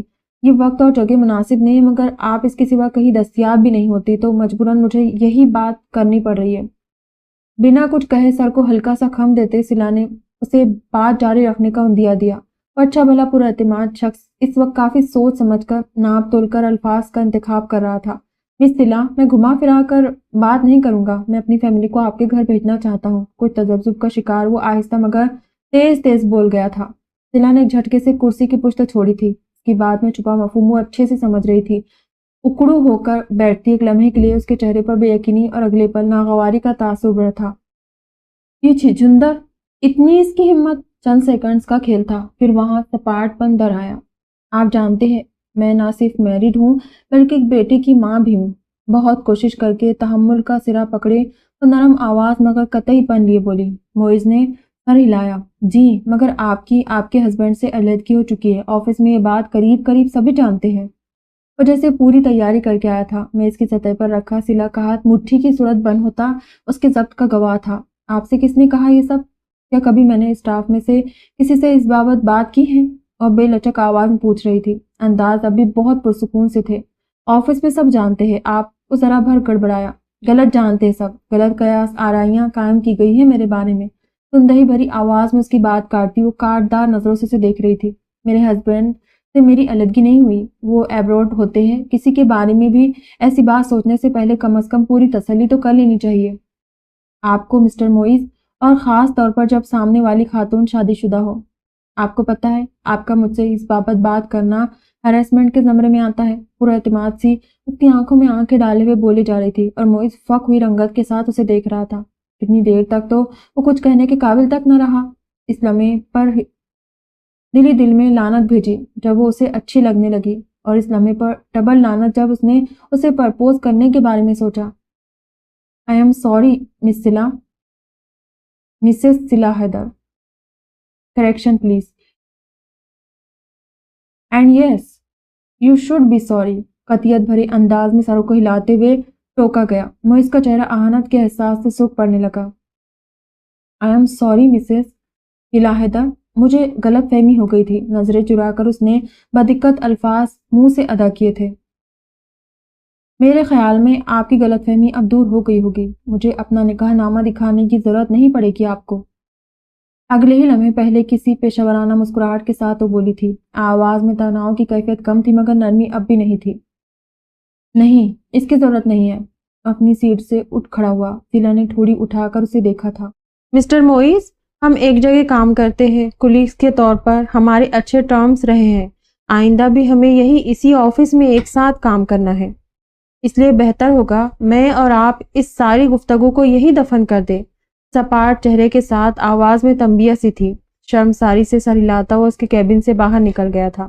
اس کے جانے کے بعد سلا نے اپنے دونوں ہاتھ اپنے چہرے پر پھیرے تھے۔ اندر غصے کا ایک طوفان سا برپا تھا، چہرہ آگ کی مانی دہک رہا تھا۔ کرسی کے پشت سے ٹیک لگائے اس نے ذرا بھر پلکیں مون کر اپنے تنے ہوئے اعصاب کو پرسکون کرنے کی کوشش کی تھی، پھر نارمل تاثرات چہرے پر لیے کمپیوٹر اسکرین کے جانب متوجہ ہو گئی۔ سست روی سے اپنی مخصوص جگہ کی طرف بڑھتے اس کی نظر اٹھی تھی اور پھر سامنے بینچ پر بیٹھے شخص کو دیکھ کر وہ حیرت و خوشی سے چمکتی سبز آنکھوں کے ساتھ اس کی جانب دوڑنے کے سے انداز میں بڑھا تھا۔ اس کے ہی انتظام بیٹھے اس شخص نے مسکراتے چہرے کے ساتھ اسے اپنی طرف آتا دیکھا تھا۔ آپ واپس آ گئے؟ اس کے پاس رک کر خوشی اور کچھ بھاگنے کے باعث پھولی سانسوں کے درمیان وہ چیخ نما آواز میں بولا تھا۔ مرتضیٰ نے سیدھا ہوتے سر کو ذرا سا ہلایا تھا۔ Good to see you again young man. اس کے سامنے دایاں ہاتھ کیے وہ کہہ رہا تھا۔ شہیر نے جھٹ سے اس کا ہاتھ تھاما تھا، ساتھ ہی اس کی معصوم سے خوشکن ہنسی کی آواز گونجی۔ می ٹو مرتضی سر۔ اس کا ہاتھ چھوڑتے مرتضی نے اسے بیٹھنے کا اشارہ کیا تھا۔ بیگ کندھے سے اتار کر بینچ پر رکھتے ہوئے ذرا فاصلے پر بیٹھ چکا تھا۔ آپ اچانک سے کہاں غائب ہو گئے تھے؟ اچانک سے اسے یاد آیا تھا، وہ اس سے خفا تھا۔ غائب نہیں ہوا تھا، بابی سے ملنے گیا تھا۔ تم 2 دن پارک نہیں آئے تھے، مجبوراً تمہیں ملے بغیر جانا پڑا۔ اس کے شکایتی انداز پر متبسم سا اس کی طرف دیکھتا صفائی پیش کر رہا تھا۔ شہیر نے جھٹ سے چہرے پر سے ساری ناراضگی کے آثار مٹا دیے تھے۔ اوہ، تبھی میں بھی سوچوں آپ مجھ سے ملے بغیر کیسے جا سکتے ہیں؟ ایسا تو ہو ہی نہیں سکتا۔ کہتے ہوئے اس کے لب و لہجے میں جو مان تھا، یقین تھا اس نے مرتضی کو ایک انہونی سی خوشی سے ہمکنار کیا تھا۔ اینی وے مسٹر شہیر، یہ رہا آپ کا گفٹ۔ اچانک سے یاد آنے پر اس نے اپنے پاس رکھا قدر درمیانے سائز کے گفٹ بیگ کو اٹھا کر اس کی جانب بڑھایا تھا، جسے آنکھوں میں حیرت لیے دیکھتا اب وہ اس کا چہرہ تک رہا تھا۔ گفٹ؟ مگر کس لیے؟ ہلکا سا ہنس کر کندھے اچکائے۔ مجھے اچھا لگا تو بس لے لیے، گفٹ کسی وجہ سے تھوڑی دیے جاتے ہیں شہیر۔ وہ یوں ہی ہاتھ بڑھائے نرمی سے اسے دیکھ رہا تھا۔ لیکن میں یہ نہیں رکھ سکتا، ماما ڈانٹیں گی اس طرح آپ سے گفٹ لینے پر۔ اور سوچ انداز میں اس کی طرف دیکھتے ہوئے لاچارگی سے اپنا عذر پیش کر رہا تھا۔ مرتضی نے ہونٹ بھیج کر بے دلی سے ہاتھ پیچھے کرنا چاہا۔ لیکن کوئی بات نہیں، آپ کے لیے میں تھوڑی سی ڈانٹ کھا لوں گا، اٹس فائن۔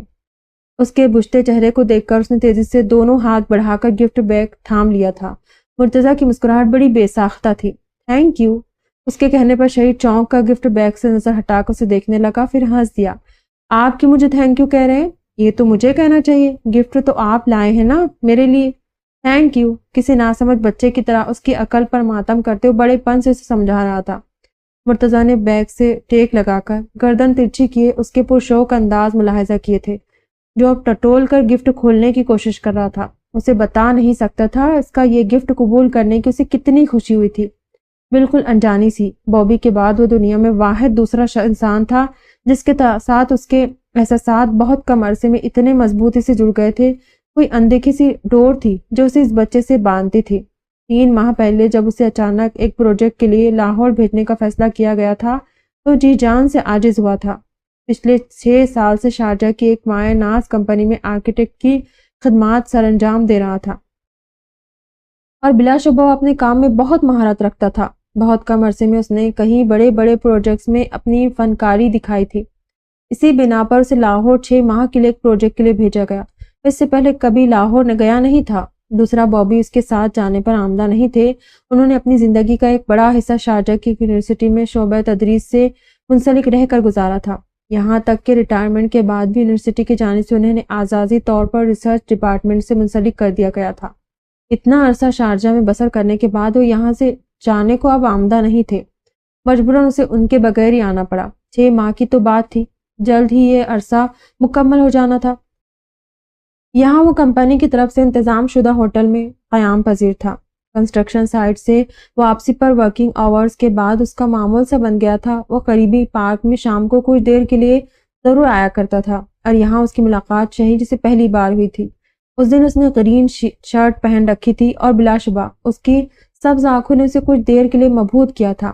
سیاہ بالوں کے ساتھ اس کے چہرے پر چھایا معصومیت کا تاثر بڑا بھلا سا لگتا تھا۔ باقی سب بچوں کی نسبت کھیل کود کے بجائے وہ قدرے اس شانت سے حصے میں بیٹھا اپنی ڈرائنگ بک پر جھکا ہوا تھا۔ سامنے مختلف رنگ بکھرے پڑے تھے۔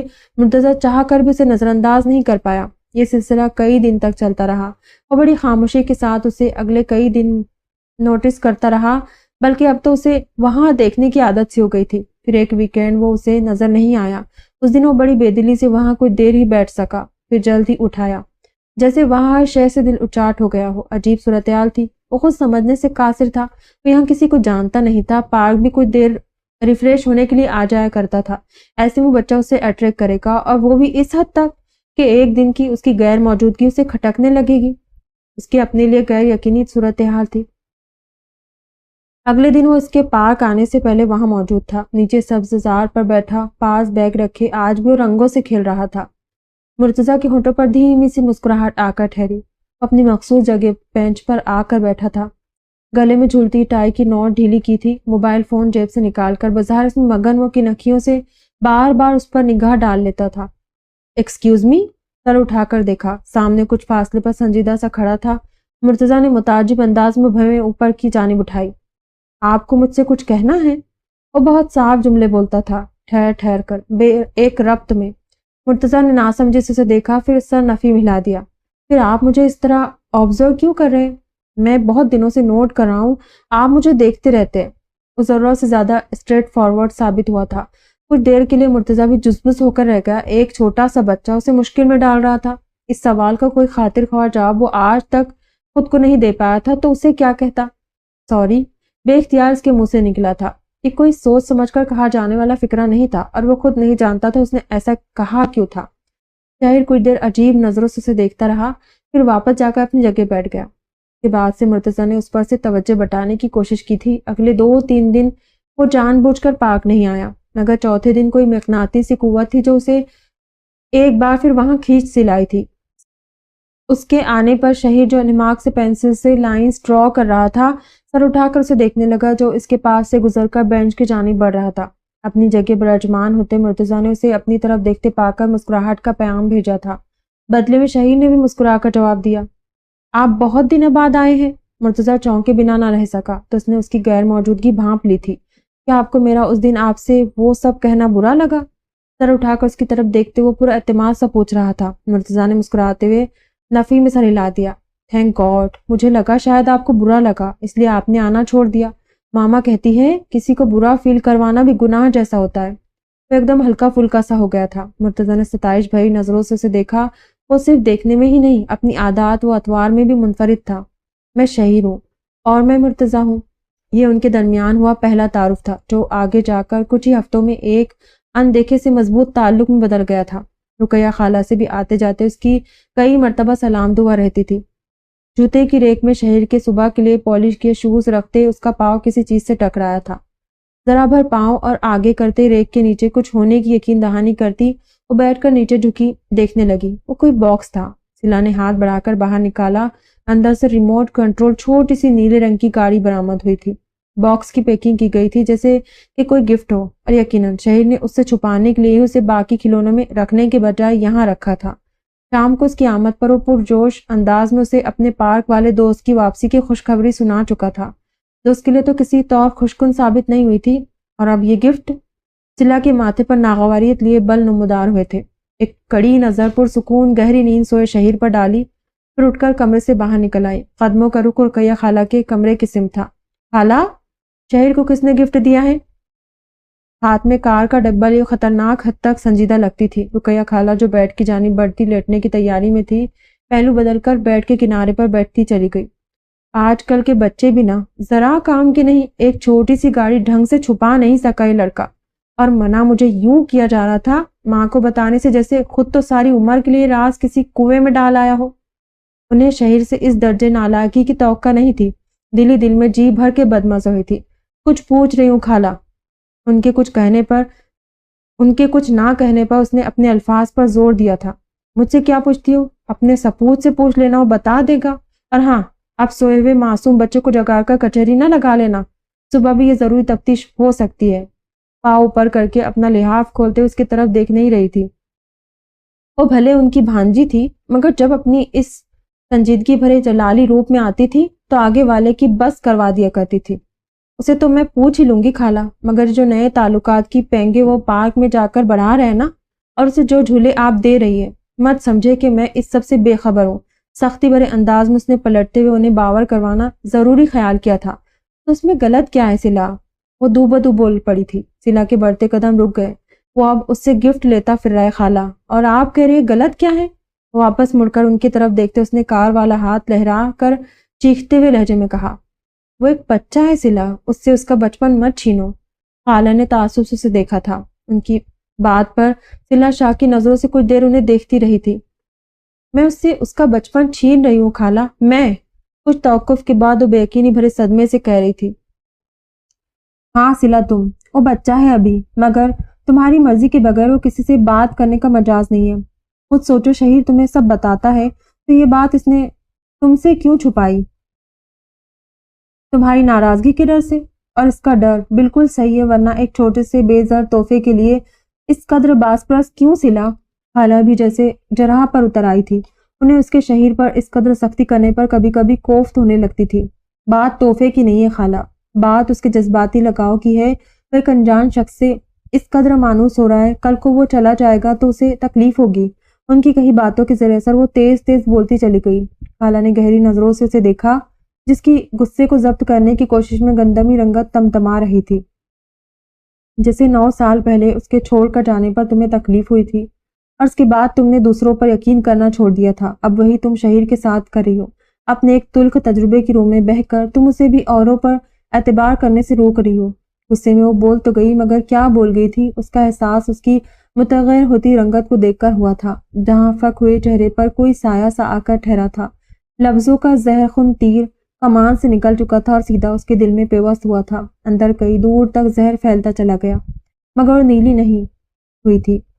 ہر زہر وجود نیلا نہیں کیا کرتا، بس اندیکھے گھاؤں میں جا کر زخموں کو ناسور بناتے ان کی تکلیف کو دو چند کر دیا کرتا ہے۔ بنا کچھ کہے لب بھیج کر وہ جانے کے لیے مڑی۔ سلا، خالہ کی شرمندہ سی آواز نے کانوں تک کا سفر طے کیا۔ رات بہت ہو گئی ہے خالہ، مجھے چلنا چاہیے، اس بارے میں ہم صبح بات کر لیں گے، سپاٹ سی آواز میں کہہ کر وہ دروازہ پار کر گئی۔ اپنے کہے لفظوں کی شرمندگی لیے وہ ترہم بھری نگاہوں سے اسے جاتا دیکھ رہی تھی۔ اپنے کمرے میں داخل ہوتے مدھم زرد سی لائٹ میں اس کا چہرہ کچھ اور بھی زردی مائل لگنے لگا۔ اس میں ملال کا رنگ اس کی آنکھوں میں ٹھہرا سبز نگینوں کی جوت بجھانے لگا تو قدموں میں مزدگی سی در آئی تھی۔ بنا چاپ کیے آہستگی سے وہ باکس واپس جوتوں کے ریک کے نیچے رکھ کر بیڈ تک آئی تھی۔ دوپٹہ اتار کر سائڈ پر رکھتے سیدھی لیٹ کر گردن ترچھی کی ایک نظر پرسکون سوئے شہید پر ڈالی۔ بند آنکھوں اور ماتھے پر بکھرے بالوں کے ساتھ اسے نظریں چرانے پر مجبور کر رہا تھا۔ ہاتھ بڑھا کر بنا دیکھے ماتھے پر بکھرے بال پیچھے کیے تھے، پھر اس کی جانب کروٹ لیتے سرہانے پر دھرے اس کے ہاتھ پر اپنا ہاتھ دھرا۔ آنکھوں میں نمی کی ہلکی سی تہ آ کر جمنے لگی تو بھی اس نے پرواہ نہیں کی۔ خالہ کی باتوں کے زیر اثر وہ اب بھی مزہمل سی نظر آتی تھی، جیسے 9 سال پہلے اس کے چھوڑ کر جانے پر تمہیں تکلیف ہوئی تھی اور اس کے بعد تم نے دوسروں پر یقین کرنا چھوڑ دیا تھا، اب وہی تم شہیر کے ساتھ کر رہی ہو۔ اپنے ایک تلخ تجربے کی رو میں بہہ کر تم اسے بھی اوروں پر اعتبار کرنے سے روک رہی ہو۔ بے چین ہو کر اس نے پہلو بدلا تھا۔ کچھ یادوں کو اس نے رات کی تاریکی میں تکیہ بھگونے کی اجازت نہیں دی تھی اور خالہ انجانے میں انہی کا مقفل شدہ در کھٹکھٹا بیٹھی تھی۔ آنکھ کے کونے سے ایک ننھا سا موتی ٹوٹ کر بکھرتا تکیے میں ضم ہو گیا تھا۔ وہ لاکھ کوششیں کر لیتی مگر کچھ نہ کچھ ایسا ضرور ہوتا تھا جس سے اس شخص کا حوالہ اس کے سامنے پھر سے آ جایا کرتا تھا، جیسے اس دن آفس میں موئز کے سامنے اسے اس کے نام میں پناہ لینی پڑی تھی، اور یہ کس قدر تکلیف دہ تھا کوئی اس کے دل سے پوچھتا۔ جیسے شہیر کے اسکول میں اکثر اس کی ٹیچرز یا پرنسپل کے سامنے اس کا ذکر کہیں نہ کہیں سے نکل آتا تھا، اور جیسے آج خالہ کی باتوں میں بلا ارادہ آن وارد ہوا تھا۔ وہ خود بھی جانتی تھی رقیہ خالہ نے یہ سب جان بوجھ کر نہیں کہا تھا، مگر دل کو کیسے سمجھاتی جس کے سارے زخم ایک ذرا سی ٹھیس پر پھر سے ادھیڑنے لگتے تھے۔ 9 سالوں نے اسے بہت مضبوط کیا تھا۔ وہ پہلے والی سلا جہانگیر نہیں رہی تھی جو اپنے پاپا کے پرنسس ہوا کرتی تھی، جس کے منہ سے نکلی ہر بات حرف آخر ہوا کرتی تھی اور اسے پورا کرنا اس کے باپ پر فرض تھا۔ پچھلے 9 سالوں نے اسے سبھی ناز برداریاں چھین لی تھی۔ نازک اندامی ماضی کا قصہ ہوئی تھی، خود پر مضبوطی کا خول چڑھائے اب اسے خود اپنا آپ ایسا ہی لگنے لگا تھا، بے حس سپاٹ، ہر احساس سے آری سرد مہر پر کبھی کبھی یہ خول چٹکنے لگتا تھا اور وہ لمحے بڑے جان کسل ثابت ہوتے تھے۔ سوتے ہوئے شہیر نے کروٹ لیتے اس کے گرد اپنا بازو لپیٹا تھا، وہ کسی خواب کسی کیفیت میں بیدار ہوئی تھی۔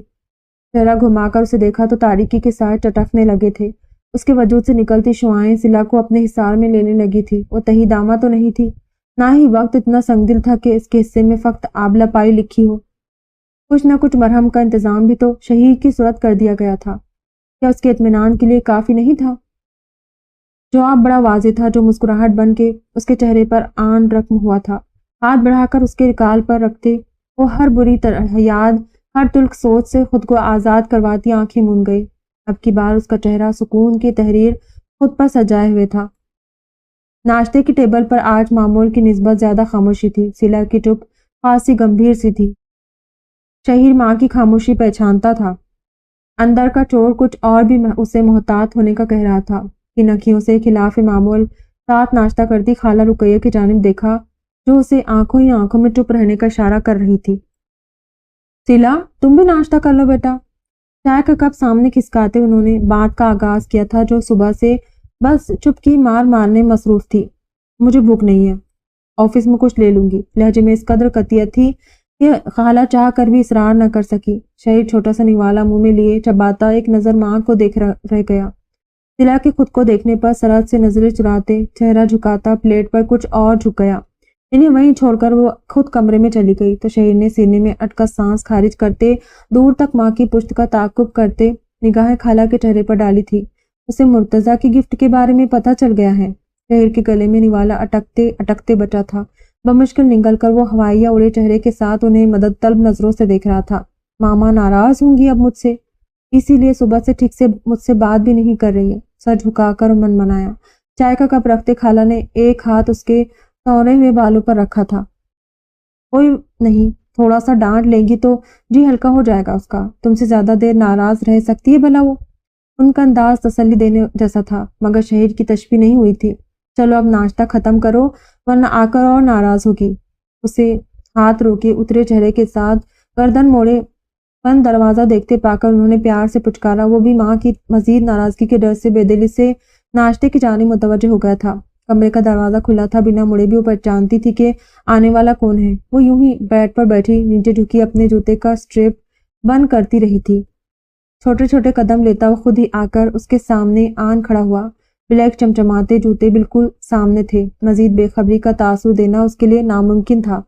झुके चेहरे के साथ ही वो निगाह उठाकर उसे पैरों से सर तक देखा था, जो स्कूल यूनिफॉर्म में बिल्कुल तैयार मगर अफसुर्दा और शर्मिंदा सा खड़ा था। दूसरे जूते का स्ट्रेप बंद करते वो कमीज ठीक करती उठ खड़ी हुई। उसे नजरअंदाज किए ड्रेसिंग टेबल के आगे जा खड़ी हुई थी। मैं लेना नहीं चाहता था, मगर उन्होंने कहा तो इनकार नहीं कर सका। चेहरा झुकाए बिल्कुल आहिस्ता सी आवाज में उसने एतराफ जुर्म किया। स्कार्फ लेती वो आईने में नजर आते उसके अक्स को बस एक नजर देखकर वापस अपने काम में मगन हुई थी। मैं आपको बता देना चाहता था मगर फिर बता नहीं सका। I am sorry.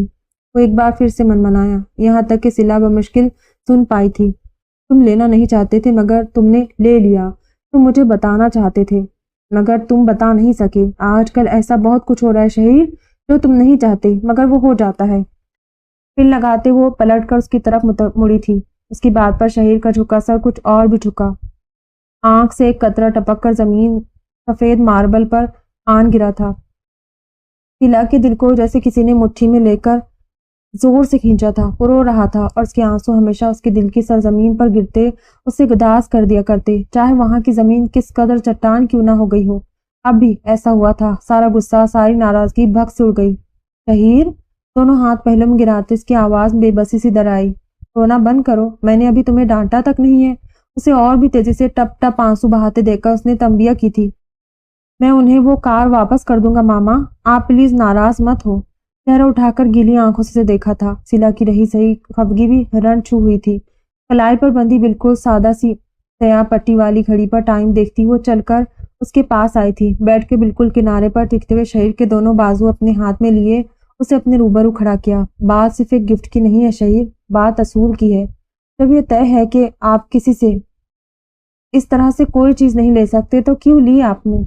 इस पर दूसरी गलती, आपने ये बात मुझसे छुपानी चाहिए और ऐसा पहली बार हुआ है।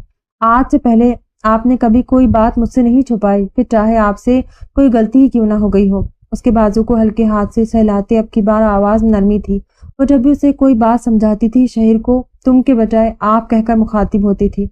और वो जो उसके एक एक अंदाज से वाकिफ था अब भी शर्मिंदा सा अलर्ट होकर खड़ा था।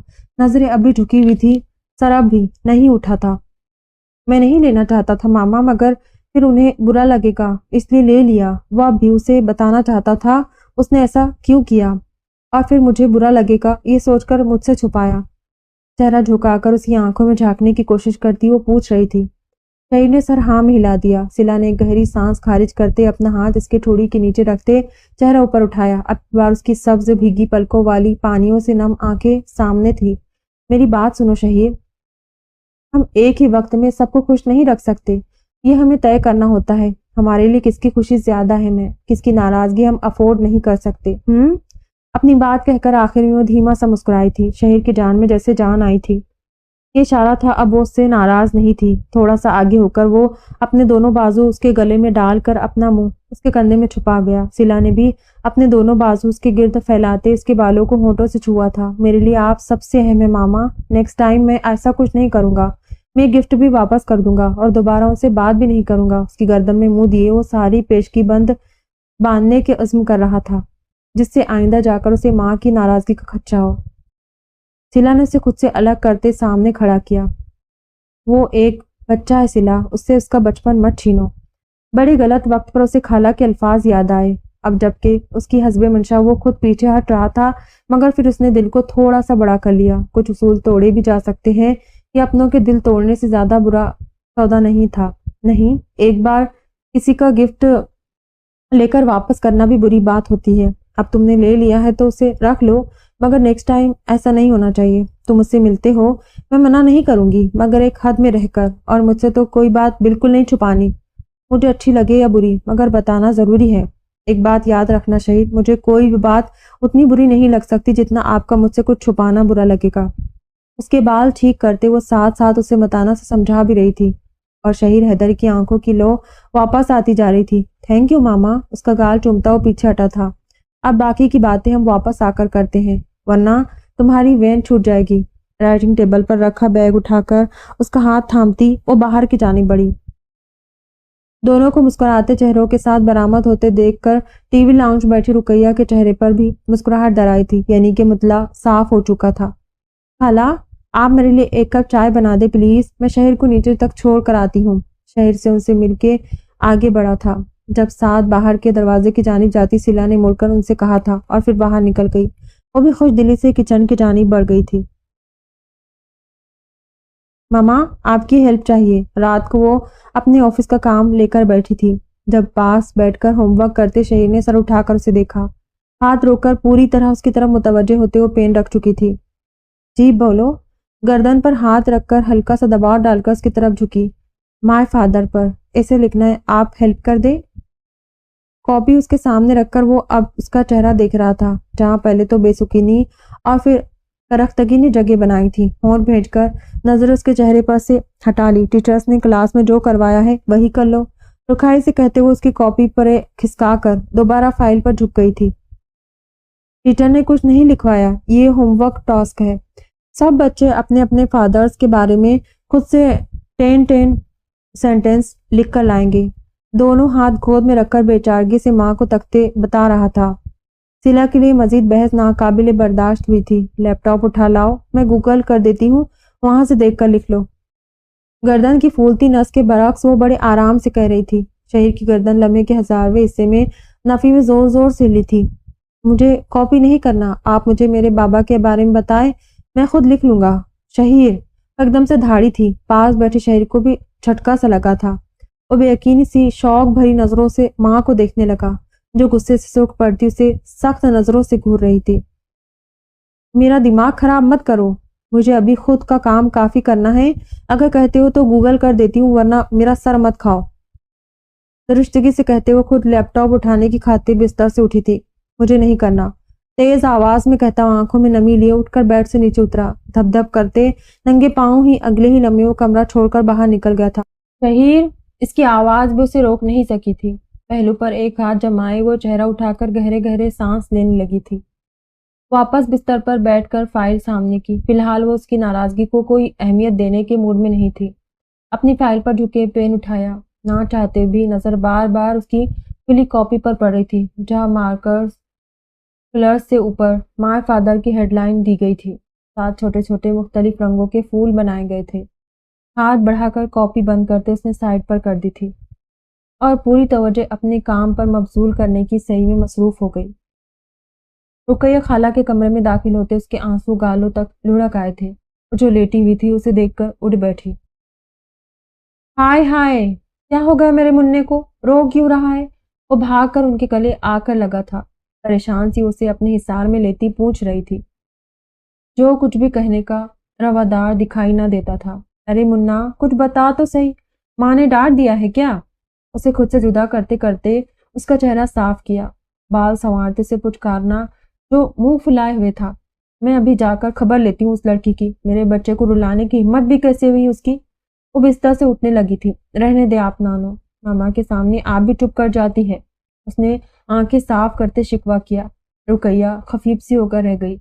अच्छा कहा क्या है ये तो बता दे मुन्ना, फिर आज तो पक्का डांटूंगी उसे। मामा मुझसे बिल्कुल प्यार नहीं करती, रोनी शक्ल बनाकर वो कह रहा था। है ये किसने कह दिया तुमसे?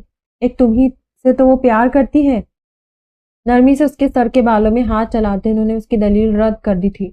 जवाब में सर को नफी में हिलाते उसने उनके कहे से इनकार कर दिया था। जिनसे प्यार करते हैं उनकी बात भी मानते हैं, मैं तो उनकी सारी बातें मान लेता हूँ, फिर वो मेरी बात क्यों नहीं मानती? वो बुरी तरह बदजन था। तुमने क्या मनवाना था, जरा पता तो चले। उसके मासूम से अंदाज पर मुस्कुरा दी। वो मुझे कभी मेरे बाबा के बारे में नहीं बताती, मैंने उन्हें कभी देखा भी नहीं, कभी बात भी नहीं की। उनकी तरफ देखते हुए अफसरदगी से कह रहा था। आंखों में गहरे दुख के बादल थे, वो मायूस सा नजर आता था। रुकैया खाला बस उसे देख कर रह गई। उसे कहने को उनके पास कुछ होता तो कहती। नानो, आपने भी मेरे बाबा नहीं देखे कभी? कुछ देर बाद झुका सर उठाकर वो आस से पूछ रहा था। नहीं, मैंने उस कमीन, अपनी ही रो में तेज तेज कहते उन्होंने जुबान दांतों तले दबाकर ए को मुंह ही मुंह में जब्त कर लिया था। शहीर के चेहरे के लो फिर से बुझ गई थी। मेरे पास तो उनकी कोई फोटो भी नहीं है। उसे एक और गम लाहक हुआ था। रुकैया खाला बस सबर के बड़े बड़े घूंट पी कर रह गई। अच्छा ही है जो उस मुए की फोटो नहीं है। जल भुनकर सोचते उन्होंने पहलू बदला था। फिर दिलगिरफ्ता से बैठे शहीद को बेबसी से देखा। अच्छा मुन्ना, अब तुम ये दिल छोटा तो मत करो, अभी देखना तुम्हारी माँ कैसे उड़ती हुई आएगी तुम्हें मनाने। बस तुम भी उसे तंग मत किया करो, कितना प्यार करती हो तुमसे। उसे खुद से लगाया। शहीद ने कह शिकायती नजरें उनकी तरफ उठाई। मैं कब तंग करता हूँ उन्हें? उसने बुरा सा मुंह बनाया था। हाँ हाँ, तुम कहाँ तंग करते हो, तुम तो बहुत अच्छे बच्चे हो। उनका बयान एक ही पल में बदला था। शहीद के सर पर प्यार करते मुस्कुराई थी। जवाब पहले से बेहतर लग रहा था। माँ से पड़ने वाली कभी कभार की डांट भी उसे बुरी तरह डिस्टर्ब किया करती थी। नानो, कुछ देर बाद वो फिर से उन्हें पुकार रहा था। रुकैया खाला अलर्ट हुई। मेरे बाबा क्या मर गए हैं? उनसे अलग होता, उनकी तरफ देखकर वो कुछ झिझक के पूछता, उन्हें शस्त्र छोड़ गया। सकते किसी कैफियत का शिकार उसे गूंग सी देखती रह गई। नानो, यहाँ तक कि शहर को उनका बाजू हिलाना पड़ा था। हाँ हूँ। इतने सवाल पूछते हो तुम मुन्ना, मेरे तो सर में दर्द होने लगता है। अब लेट जाओ अच्छे बच्चों की तरह। हाय, आज तो कमर भी बड़ा दर्द कर रही है। कराते हुए बिस्तर पर दराज हो गई तो कुछ देर शहीद उन्हें देखता रहा, फिर मायूस सा होता खुद भी उनके साथ लेट गया। छोटा सा जहन बहुत जल्दी बड़े बड़े सवाल बुनने लगा था। वो सवाल जो पहले कभी नहीं पूछता था और अब जब पूछ रहा था तो उसे सब सवालों के जवाब भी चाहिए थे। कमरे का दरवाजा खोलकर वो अंदर दाखिल हुई। रुकैया खाला के पास वो गहरी नींद सोया हुआ नजर आया था। अलबत्ता खटके की आवाज पर जरूर आंखें खोलकर उसकी तरफ मुतवज्जो हो गई थी। सो गया है। दूसरी तरफ जाकर ढुकते उसके बालों में हाथ चलाया। मुझसे खफा ही सो गया है। बिस्तर पर चेहरा उसकी तरफ करते वो टिक सी गई थी। सुबह उठेगा तो भूल भाल जाएगा। वो खुद किसी गहरी तशवीश में डूबी हुई थी। सरसरी सा जवाब दिया। बड़े बड़े सवाल करने लगा है खाला। मैं जानती थी करेगा एक दिन, मगर इतनी जल्दी करेगा ये अंदाजा नहीं था। मैं अभी इस सब के लिए तैयार नहीं हूँ। पता नहीं कैसे हैंडल कर पाऊंगी ये सब। बोझल दिल के साथ वो उसका चेहरा देख रही थी, जो सोते हुए भी उसे खफा खफा सा लग रहा था। खाला उठकर बेड ग्राउंड से टेक लगाकर नींद दराज सी बैठ गई। और कब तक इसके सवालों को नजरअंदाज करोगी सिला? जितना दबाने की कोशिश करोगी ये उतना ही जिद करेगा। एक बार लाड प्यार से बैठकर सब सच सच बता दो, उन्होंने नरमी से सलाह दी थी। सिला खाली खाली नजरों से उन्हें देखने लगी, फिर अजीब से अंदाज मुस्कुरा दी। क्या बता दूं खाला, मेरे पास उसे बताने को है ही क्या, सिवाय इसके कि तुम्हारे बाप ने मेरे बाप को नीचा दिखाने के लिए मुझसे शादी की और फिर छोड़कर चला गया। कभी वापस पलट कर नहीं देखा। वो कहाँ है भी या नहीं मुझे कुछ पता नहीं। क्या इतना बता देने से उसके सारे सवाल खत्म हो जाएंगे खाला? उनकी तरफ सवालिया नजरों से देखती वो कुछ देर के लिए रुकी थी। नहीं, बल्कि ये और सवाल करेगा। नहीं भी करेगा तो भी उसके जहन में बहुत सारी नई उलझनें जन्म लेगी, जिनसे मैं उसे दूर रखना चाहती हूँ, मगर रख नहीं पा रही। दोनों हाथ बाहम सख्ती से पेवस्त की बेचारगी भरे बेबसी का इजहार कर रही थी। इस लम्हे में सिर्फ एक माँ थी جس کے چہرے پر صرف اپنی اولاد کے لیے فکر تھی، باقی اور کوئی احساس وہاں ڈھونڈنے سے نہیں مل رہا تھا۔ تو چھوڑ دو اسے، اتنے سال ہو گئے وہ پلٹ کر نہیں آیا، آنے والا ہوتا تو یوں دھوکہ دے کر جاتا ہی کیوں؟ تم کورٹ سے بآسانی کھلا لے سکتی ہو صلاح کے بعد ایک نئی زندگی شروع کر سکتی ہو۔ آخر کب تک یوں اکیلی سارا بار اٹھائے پھروگی؟ زندگی میں کوئی ساتھ چلنے والا ہو تو سفر آسان ہو جاتا ہے بیٹا۔ شہیر کا ایک نارمل زندگی پر پورا پورا حق ہے، اور تمہارا بھی۔ اس کے شاکی نظروں سے خود کو دیکھنے پر انہوں نے نظریں تو چرا لی تھی، مگر آج اپنے دل کی بات کہہ کر ہی دم لیا تھا۔ وہ جب کبھی بھی صلہ سے اس بارے میں بات کرنے کی کوشش کرتی، وہ آگے سے اتنے سختی بھرے لہجے میں ان کی بات رد کر دیا کرتی تھی کہ چاہ کر بھی وہ آگے سے کچھ کہہ نہیں پاتی تھی۔ مگر آج موقع ہاتھ لگا تھا، خالی انہوں نے بھی جانے نہیں دیا تھا۔ اتنی دیر وہ انہیں زخمی سے انداز میں دیکھتی رہی تھی، اور پھر وہ ہلکا سا ہنسی، بڑی کوئی زہر خون سی ہنسی تھی، وہ پور زہر میں ڈوبی ہوئی۔ آپ بھی کمال کرتی ہے خالہ، یعنی ایک پھندا گلے سے اتار کر ایک نیا ڈال بھی لو۔ تو اگر ایسا ہی ہے تو اس بے نام سے رشتے کو گلے میں لٹکائے پھرنے میں کیا قباحت ہے؟ کم از کم دوسروں کی راہ تو کاٹے ہوئے ہے، اور کچھ مجھے چاہیے بھی نہیں۔ ایک تلخ تجربہ کافی ہے، مزید بار بار کی ضرورت نہیں اٹھائی جاتی مجھ سے۔ دھیمی مگر سلگتی آواز میں قطعیت کی انتہا تھی۔ رقیہ خالہ نے لاچاری سے اسے دیکھا تھا، آنکھوں میں اس کے لیے فکر، ترحم اور شفقت کے ساتھ ساتھ تعصب بھی درایا۔ اپنے معاملے میں اتنی بے رحم مت بنو صلہ، کچھ تو ترس کھاؤ خود پر۔ پہاڑ جیسی زندگی ہے، میں کب تک ساتھ رہوں گی بیٹا؟ آج مر گئی تو کیا کرو گی تم؟ خالہ آپ جانتی ہے مجھ پر آپ کی یہ ایموشنل بلیک میلنگ کبھی اثر انداز نہیں ہوتی، نہ ہونے والی ہے۔ ہونے والی ہوتی تو کئی سال پہلے ہو چکی ہوتی۔ اسے بار بار ایسے کہہ کر اپنی انرجی کیوں ویسٹ کرتی رہتی ہے؟ بڑی سخت جان ثابت ہوئی تھی خالہ، پتہ نہیں کیوں اکثر یہ بھول جاتی تھی، اور پھر انہیں اپنی قوت سرو کرنے پر واقعی افسوس ہی ہوتا تھا۔ اپنا نہیں تو شہیر کا ہی سوچ لو۔ لیکن ہمت ہارنے والوں میں سے تو وہ بھی نہیں تھی۔ ابھی اتنے سوال کر رہا تھا مجھ سے، کیا جواب دوں میں اسے؟ جب تمہارے پاس اس کے سوالوں کے جواب نہیں تو تم جتنی بھی سر توڑ کوشش کر لو، اپنا آپ مار لو، مگر باپ کی کمی سے جو خلا اس کی زندگی میں ہے وہ اپنی جگہ قائم رہے گا۔ اسی لیے کہتی ہوں بیٹا، اسی کا سوچ لو، جان چھڑواؤ اس عذاب سے، اور کوئی اچھا لڑکا دیکھ کر شادی کر لو۔ شہیر کو بھی باپ مل جائے گا، اور تمہیں بھی ایک اچھا اور ہمدرد ساتھی جو تمہاری قدر کرے گا۔ وہ خلاؤں میں خوابوں کے محل تعمیر کر رہی تھی۔ صلہ کی ہنسی بڑی بے ساختہ سی تھی۔ خالہ نے سیوں اس بظاہر بے فکروں کی طرح مگر اندر سے کھوکھلی ہنسی ہنستے دیکھ کر برا تھا۔ اب اس میں ہنسنے والی کون سی بات ہے بھلا؟ اف میری بھولی خالہ، ایک تو خود لطیفے سناتی، اوپر سے ہنسنے بھی نہیں دیتی۔ ہنسی روک کر کہتے ہوئے ذرا توقف کے لیے چپ ہوئی۔ اگلے کچھ پلوں میں پوری طرح سنجیدگی کا لبادہ اوڑھے وہ کچھ دیر پہلے کی ہنستی صلہ سے بالکل مختلف نظر آتی تھی۔ آپ چاہتی ہیں میں تاریخ کو ایک بار پھر سے دہراؤں، تاکہ ایک اور شہیر حیدر بن کر ایک اور صلہ سے اس کے باپ کا کیا سود سمیت وصول کرے؟ زینب نے بھی تو یہی کیا تھا۔ یہ کیا ہوا؟ کیا جہانگیر حیدر کے لیے اس کا باپ بن پایا تھا؟ نہیں نا، یہ ضعف صرف عورت میں ہی ہوتا ہے۔ وہ دوسری عورت کی اولاد کو بھی سینے سے لگا لیتی ہے، مگر مرد اتنا جگرا نہیں پرکھ پاتا خالہ کہ دوسرے مرد کی اولاد کو اپنی اولاد سمجھ لے۔ حیدر کا باپ تو اس دنیا سے ہی رخصت ہو گیا تھا، مگر جہانگیر کے لیے پھر بھی وہ ناقابل قبول رہا تھا۔ شہیر کا باپ تو اس دنیا میں موجود ہے، کوئی اور مرد کہاں اس کا باپ بن پائے گا جہاں اس کا خود کا باپ اس کا باپ نہیں بن سکا۔ اس لیے یہ سبز باغ مجھے مت دکھائیں آپ، میری آنکھوں پر سہانے مستقبل کی پٹی باندھ کر مجھے اندیکھی کھائی کی طرف مت دھکیلے کہ میں گرنے کے بعد ہاتھ پیر بھی نہ مار سکوں، جیسے زینب نہیں مار سکی تھی۔ اور پھر کیا ہوا تھا؟ کتنی زندگیاں داؤں پر لگی، آپ کے سامنے ہی تو ہے سب۔ آواز میں رچی بسی تلخی ارد گرد کے ماحول میں بھی کڑواہٹ سی گھول گئی تھی۔ چہرے پر پتھریلے سے تاثرات آن ٹھہرے تھے، جیسے وہاں سے کسی احساس کا کبھی گزر نہ ہوا ہو۔ رقیہ خالہ کی ساری دلیلیں، ساری تعویلیں سہم کر چپ ہوتی گئی تھی۔ تم سے بھلا باتوں میں پہلے میں جیت پائی ہوں جو آج جیت جاتی؟ برے دل کے ساتھ ہار مانتے انہوں نے اس موضوع پر اپنے تئیں مٹی ڈالی تھی۔ صلہ سر کو خفیف سا جھٹک کر اٹھ کھڑی ہوئی تھی۔ اب کیا کروں؟ سوئے ہوئے کو ہی اٹھا لے جاؤ۔ پرسوچ انداز سے اسے دیکھتے اس کے چہرے کے خد و خال اب بالکل نارمل سی حالت میں آ چکے تھے، جیسے کچھ کہا سنا ہی نہ ہو۔ رہنے دو میرے پاس ہی، بلکہ تم بھی یہی سو جاؤ۔ صلاح دیتے ہوئے خود دوبارہ سے لیٹ گئی تھی۔ نہیں خالہ، میں اپنے کمرے میں ہی سوں گی، اسے رہنے دیں، اللہ حافظ۔ جھک کر اس کی پیشانی چومتی وہ کمرے سے نکل گئی تھی۔ کیا بنے گا اس لڑکی کا؟ پیچھے اسی کو سوچتے خالہ کے چہرے پر تفکر کی لکیریں بڑی واضح سی تھی۔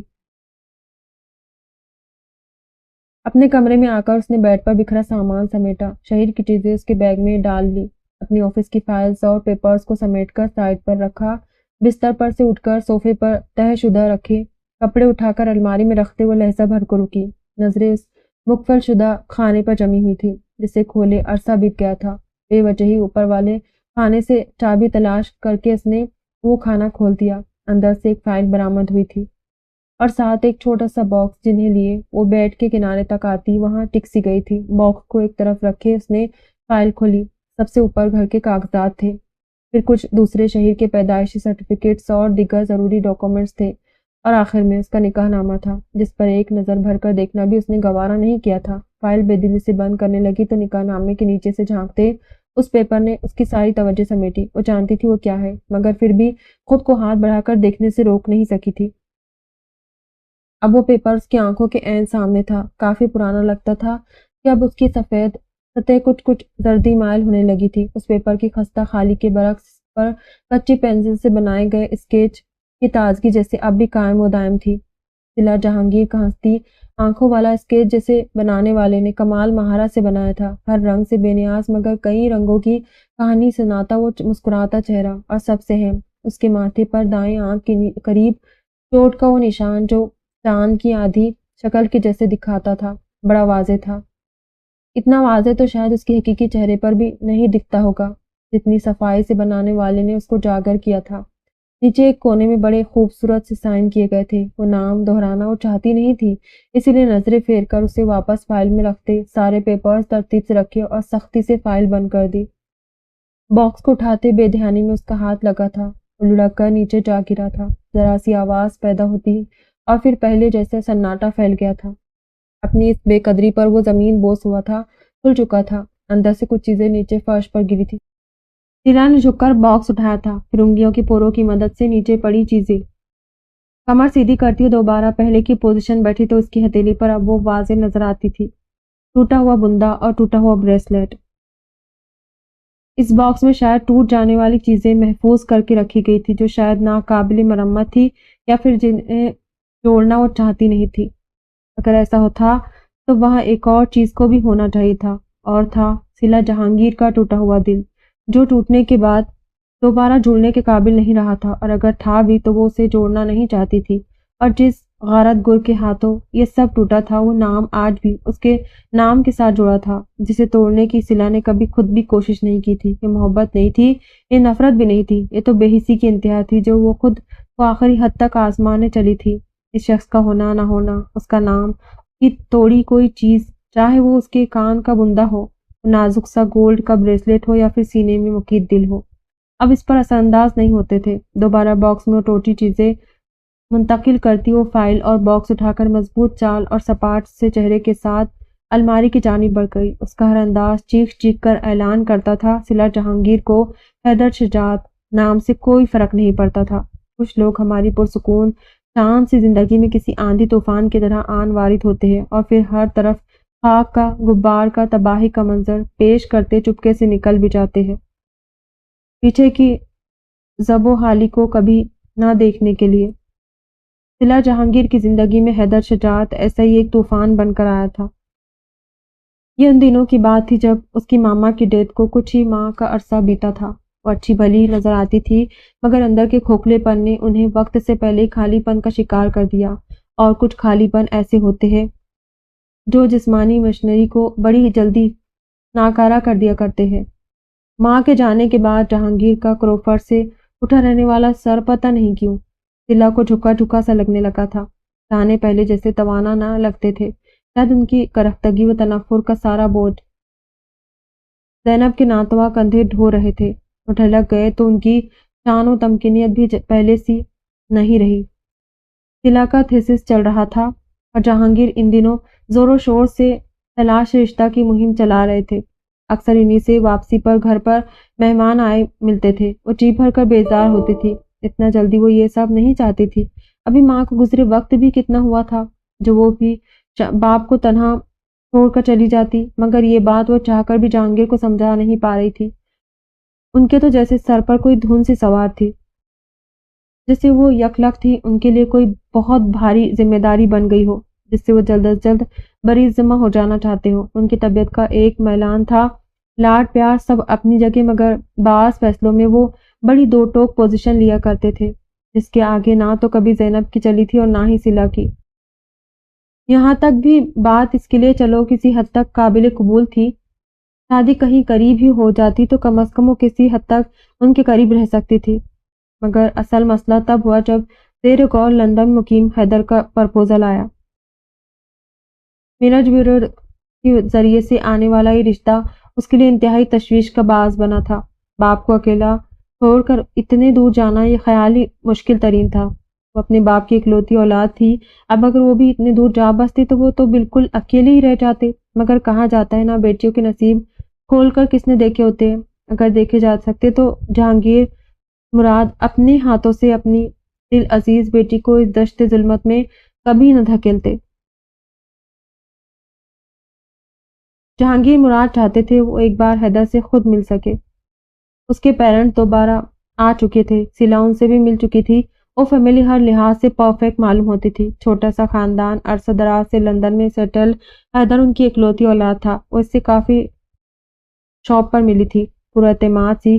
صلہ جہانگیر اس دن پتہ نہیں کیوں بار بار نروس ہو رہی تھی، حالانکہ یہ اس کی ذات کا خاصا نہیں تھا، مگر سامنے بیٹھے شخص میں کچھ تو ایسا تھا جو اسے پورا اعتماد رہنے کی راہ میں حائل ہو رہا تھا۔ شاید اس کی شخصیت کا طلسم تھا یا فقط اس کی آنکھوں کی مقناطیسیت تھی، مگر اس کے سرسری سی نگاہ بھی عجیب طرح کی گہرائی لیے ہوئے تھی۔ اس دن اس نے بلیک ٹو پیس زیب تن کر رکھا تھا اور بلیک کپڑوں میں اس کے بھورے بال کچھ اور بھی نمایاں لگتے تھے۔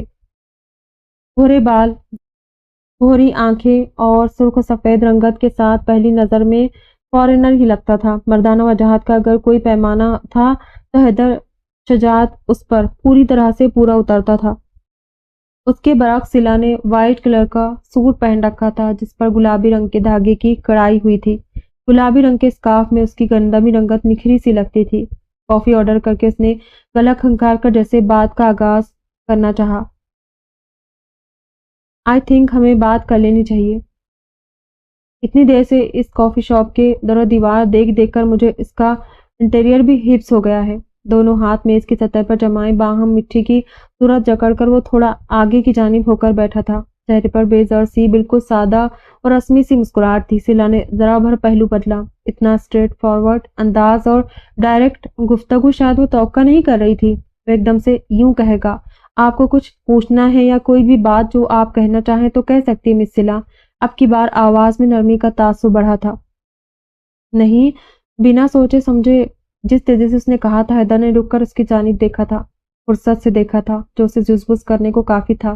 اپنے آپ پر بلا وجہ ہی غصہ آنے لگا جسے فی الوقت وہ پی گئی۔ میرا مطلب ہے پوچھنے لائق تو ایسا کچھ نہیں ہے، پاپا چاہتے تھے ہمیں ایک بار مل لینا چاہیے تو بس۔ دراصل میں نے کبھی سوچا نہیں تھا اس طرح اتنے دور کہیں اس طرح سے کوئی بات چل نکلے گی۔ میری ماما کی ڈیتھ کے بعد میں بھی اتنا دور چلی گئی تو ان کا کیا ہوگا کہ باروں پرسکون اور قدر پر اعتماد سے لگتی تھی۔ لہجے میں فطری سی اداسی اور فکر مندی تھی۔ باپ کے لیے آہستہ آہستہ اس کی ہچکچاہٹ دور ہوتی جا رہی تھی۔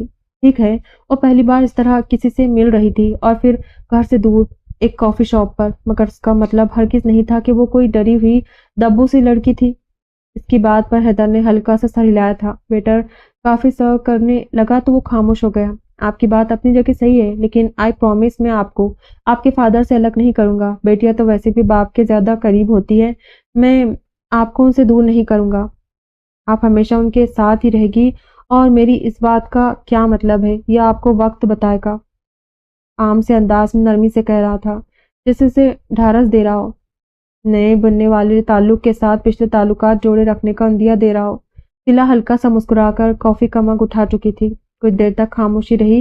صلہ وہاں موجود ہر چیز کو دیکھ رہی تھی سوائے سامنے بیٹھے شخص کو چھوڑ کر۔ صلہ، مجھے آپ سے کچھ کہنا ہے۔ کافی کا سپ لیتے مگ واپس رکھتے وہ جیسے بہت سوچ سمجھ کر بول رہا تھا۔ صلہ کے ہاتھوں کی گرفت مگ پر کچھ اور بھی سخت ہوئی تھی۔ آپ اس کی طرف دیکھتے ہوئے رکا، کچھ متذبذب سا، پھر ہلکا سا مسکرا دیا۔ آپ انکار مت کیجیے گا۔ اور وہ جو بہت توجہ سے سن رہی تھی چہرے پر پھیلتے گلال کے ساتھ نظریں چرا گئی۔ آئی نو یہ آکورڈ سا لگتا ہے آپ سے اس طرح سے کہنا، مگر آپ سے شادی میرے لیے زندگی موت کا مسئلہ بن گئی ہے۔ سلا نے کچھ چونک کر اس کی جانب دیکھا تھا، جو اسے دیکھتا اب بھی دھیما سا مسکرا رہا تھا، مگر پھر بھی کچھ تو تھا اس کے لب و لہجے میں جو عجیب تھا، ناقابل فہم تھا۔ جی میں اپنے پیرنٹس کی اکلوتی اولاد ہوں۔ مما کا بس نہیں چلتا تھا، وہ بچپن میں ہی میری شادی کر دیتی۔ پچھلے 2 سال سے کوئی 50 رشتے تو مجھے دکھا چکی ہے، مگر میں ہر بار دامن بچا کر نکل جاتا تھا۔ مما اپنے ارادوں میں کبھی کامیاب نہیں ہو سکی، مگر اس بار میں خود بھی چاہتا ہوں وہ کامیاب ہو جائیں۔ مما نے مجھے صرف آپ کی ایک بار تصویر دکھائی تھی، آپ کی صرف ایک جھلک دیکھ کر مجھے لگا جیسے آپ ہی ہے جو میری زندگی کا حصہ بن کر اسے اور خوبصورت بنا سکتی ہے۔ دھڑکتے دل کے ساتھ اسے بولتے سن رہی تھی، جو کافی اچھی اور صاف اردو بولتا تھا اور اپنے خیالات کے اظہار میں کسی پس و پیش کا شاید بالکل قائل نہیں تھا۔ سلا جواب میں کچھ کہنا تو دور ٹھیک سے مسکرا بھی نہ سکی، مگر اس کے دل و دماغ کی کوری سلیٹ پر اس کی زندگی میں آنے والے اس پہلے شخص کا اظہار پسندیدگی بڑا گہرا تاثر چھوڑ کر گیا تھا۔ اگلے 2 دن وہ اس کے کرشمہ کے زیر اثر رہی تھی اور تیسرے دن جہانگیر مراد کے پوچھنے پر اس نے ہاں کر دی تھی۔ 1 ہفتے کے شارٹ نوٹس پر ان کی شادی آنن فانن طے پائی۔ وجہ تھی حیدر کے پیرنٹس کو واپسی کی جلدی تھی۔ حیدر ابھی کچھ ہفتے یہی رہنے والا تھا اور وہ چاہتے تھے یہ نیک کام بھی جلد از جلد پائے تکمیل تک پہنچ جائے۔ سلور اور گرے امتزاج کی میکسی میں وہ پیاری بھی خوب لگ رہی تھی۔ ہلکی سی جویلری کے ساتھ نفاست سے ہوئے لائٹ سے میک اپ میں سجی سوری وہ معمول سے کافی مختلف مگر حسین لگ رہی تھی۔ سارا وقت وہ باپ کو دیکھ کر دھیما سا مسکراتی رہی تھی، اپنے آنسوؤں کو بہنے کی بالکل اجازت نہیں دی تھی۔ باپ کی اداسی اسے پہلے بھی ان کے مسکراتے چہرے کے پیچھے صاف نظر آ رہی تھی۔ ایسے میں خود رو کر وہ انہیں مزید غمگین ہونے سے بچانا چاہ رہی تھی۔ آج سے 1 ماہ پہلے تک حیدر نام کا اس کی زندگی میں دور دور تک کوئی نام و نشان تک نہ تھا، اور اب وہ شخص اس کے تمام جملے حقوق اپنے نام کروائے مختار کل بن بیٹھا تھا۔ یہ احساس ہر عام سی لڑکی کی طرح خوش کن تھا، مگر کئی اندیشوں میں تہہ در تہہ لپٹا ہوا تھا۔ نئی شروعات، نئے لوگ، نئے رشتے اور ان سے جڑی بہت ساری توقعات۔ اس لمحے اس کی گھبراہٹ فطری سی تھی۔ وائٹ شرٹ اور گرے 3 پیس میں جس لمحے اس کے سامنے آ کر بیٹھا وہ اپنی لامحدود سوچوں میں جکڑی بری طرح سے چونکی تھی۔ ہونک پن لیے اسے دیکھا اور اگلے ہی پل اس کی موجودگی کا احساس پا کر نظریں جھکا گئی۔ دل کی دھڑکن یک بار تیز ہوتی چلی گئی، جس کی آواز اس کے کانوں میں بھی سنائی دینے لگی تھی۔ Thank you. قطعی غیر متوقع الفاظ پر سلا نے ناسمجھی سے اس کی طرف دیکھا تھا، جو چہرے پر سجی ہلکی سی مسرور کن مسکراہٹ کی چھپ لیے اور بھی وجیہ لگنے لگا تھا۔ بالوں کو جیل کی مدد سے اچھے سے جمائے ہوئے اور تمتماتی رنگت اور کھڑے نقوش کے ساتھ پوری شان سے سامنے بیٹھا تھا، میرے لیے ہاں کرنے کے لیے۔ اس کے کہنے پر ہلکی سی جھینک کا شکار ہوتی ہوئی نظریں جھکا گئی تھی۔ مجھے یہ اتنا آسان نہیں لگتا تھا، مگر آسان ہوتا گیا۔ میں بہت خوش ہوں، اور نہ بھی کہتا تو بھی اس کے ہر انداز سے اس کے اطمینان و سکون کا پتہ چلتا تھا۔ آنکھوں سے پھوٹتی چمک گماز تھی، جیسے کوئی بہت بڑا ہدف حاصل کر لیا ہو۔ اس وقت کوئی بھی اسے دیکھتا تو اس کے چہرے پر پھیلے سرشاری وہ خوشی کے تاثرات دیکھ کر سلا جہانگیر کی قسمت پر رشک کرتا۔ یہ تمہارا گفٹ، کیا کہتے اسے؟ کچھ جیب میں سے ایک باکس برآمد کرتے وہ ہلکا سا ہنستا یاد کرنے کی کوشش کر رہا تھا۔ ہاں، منہ دکھائی، کچھ ایسا ہی ہوتا ہے نا۔ مخملی کیس کھولتا وہ نظر اٹھا کر اسے دیکھتا شریر سا کہہ رہا تھا، اور اس کے ہاتھوں کی طرف دیکھتی سلا کے ہونٹوں کو چھوتی مسکان بے ساختہ پن لیے ہوئے تھی، جو آہستہ آہستہ دبی دبی ہنسی میں بدلنے لگی تھی۔ وجہ تھی حیدر کا اس کیس کو کھولنے میں ناکام ہونا۔ سلا اب بنا سر اٹھائے نگاہیں اس کے جھکے سر والے چہرے پر جمائے ہوئے تھی۔ پہلے پہل تو وہ مسکرا کر کوشش کرتا رہا، پھر چہرے پر خفت سی نمودار ہوئی تھی، اور آخر میں وہ کوفت میں بدلتی چلی گئی۔ جھنجھلاہٹ میں زیادہ قوت صرف کرتا وہ پھر بھی اس چھوٹے سے کیس کو کھول نہیں پا رہا تھا۔ لائیں، مجھے دے، میں کھول دیتی ہوں۔ بالآخر اس کی جھڑپ دیکھتے اسے آہستگی سے کہنا پڑا۔ خفیف سا کندھے اچکا کر وہ اس کی جانب کیس بڑھا گیا۔ اگلے 10 سیکنڈز میں وہ اس کیس کو ان لاک کر چکی تھی۔ حیدر کسی آنے سے انداز میں مسکرایا تھا۔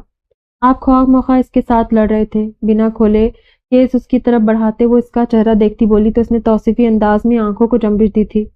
اب بار بار تھینک یو کہنا اچھا نہیں لگتا، اس لیے میں یہ تکلف رہنے دیتا ہوں۔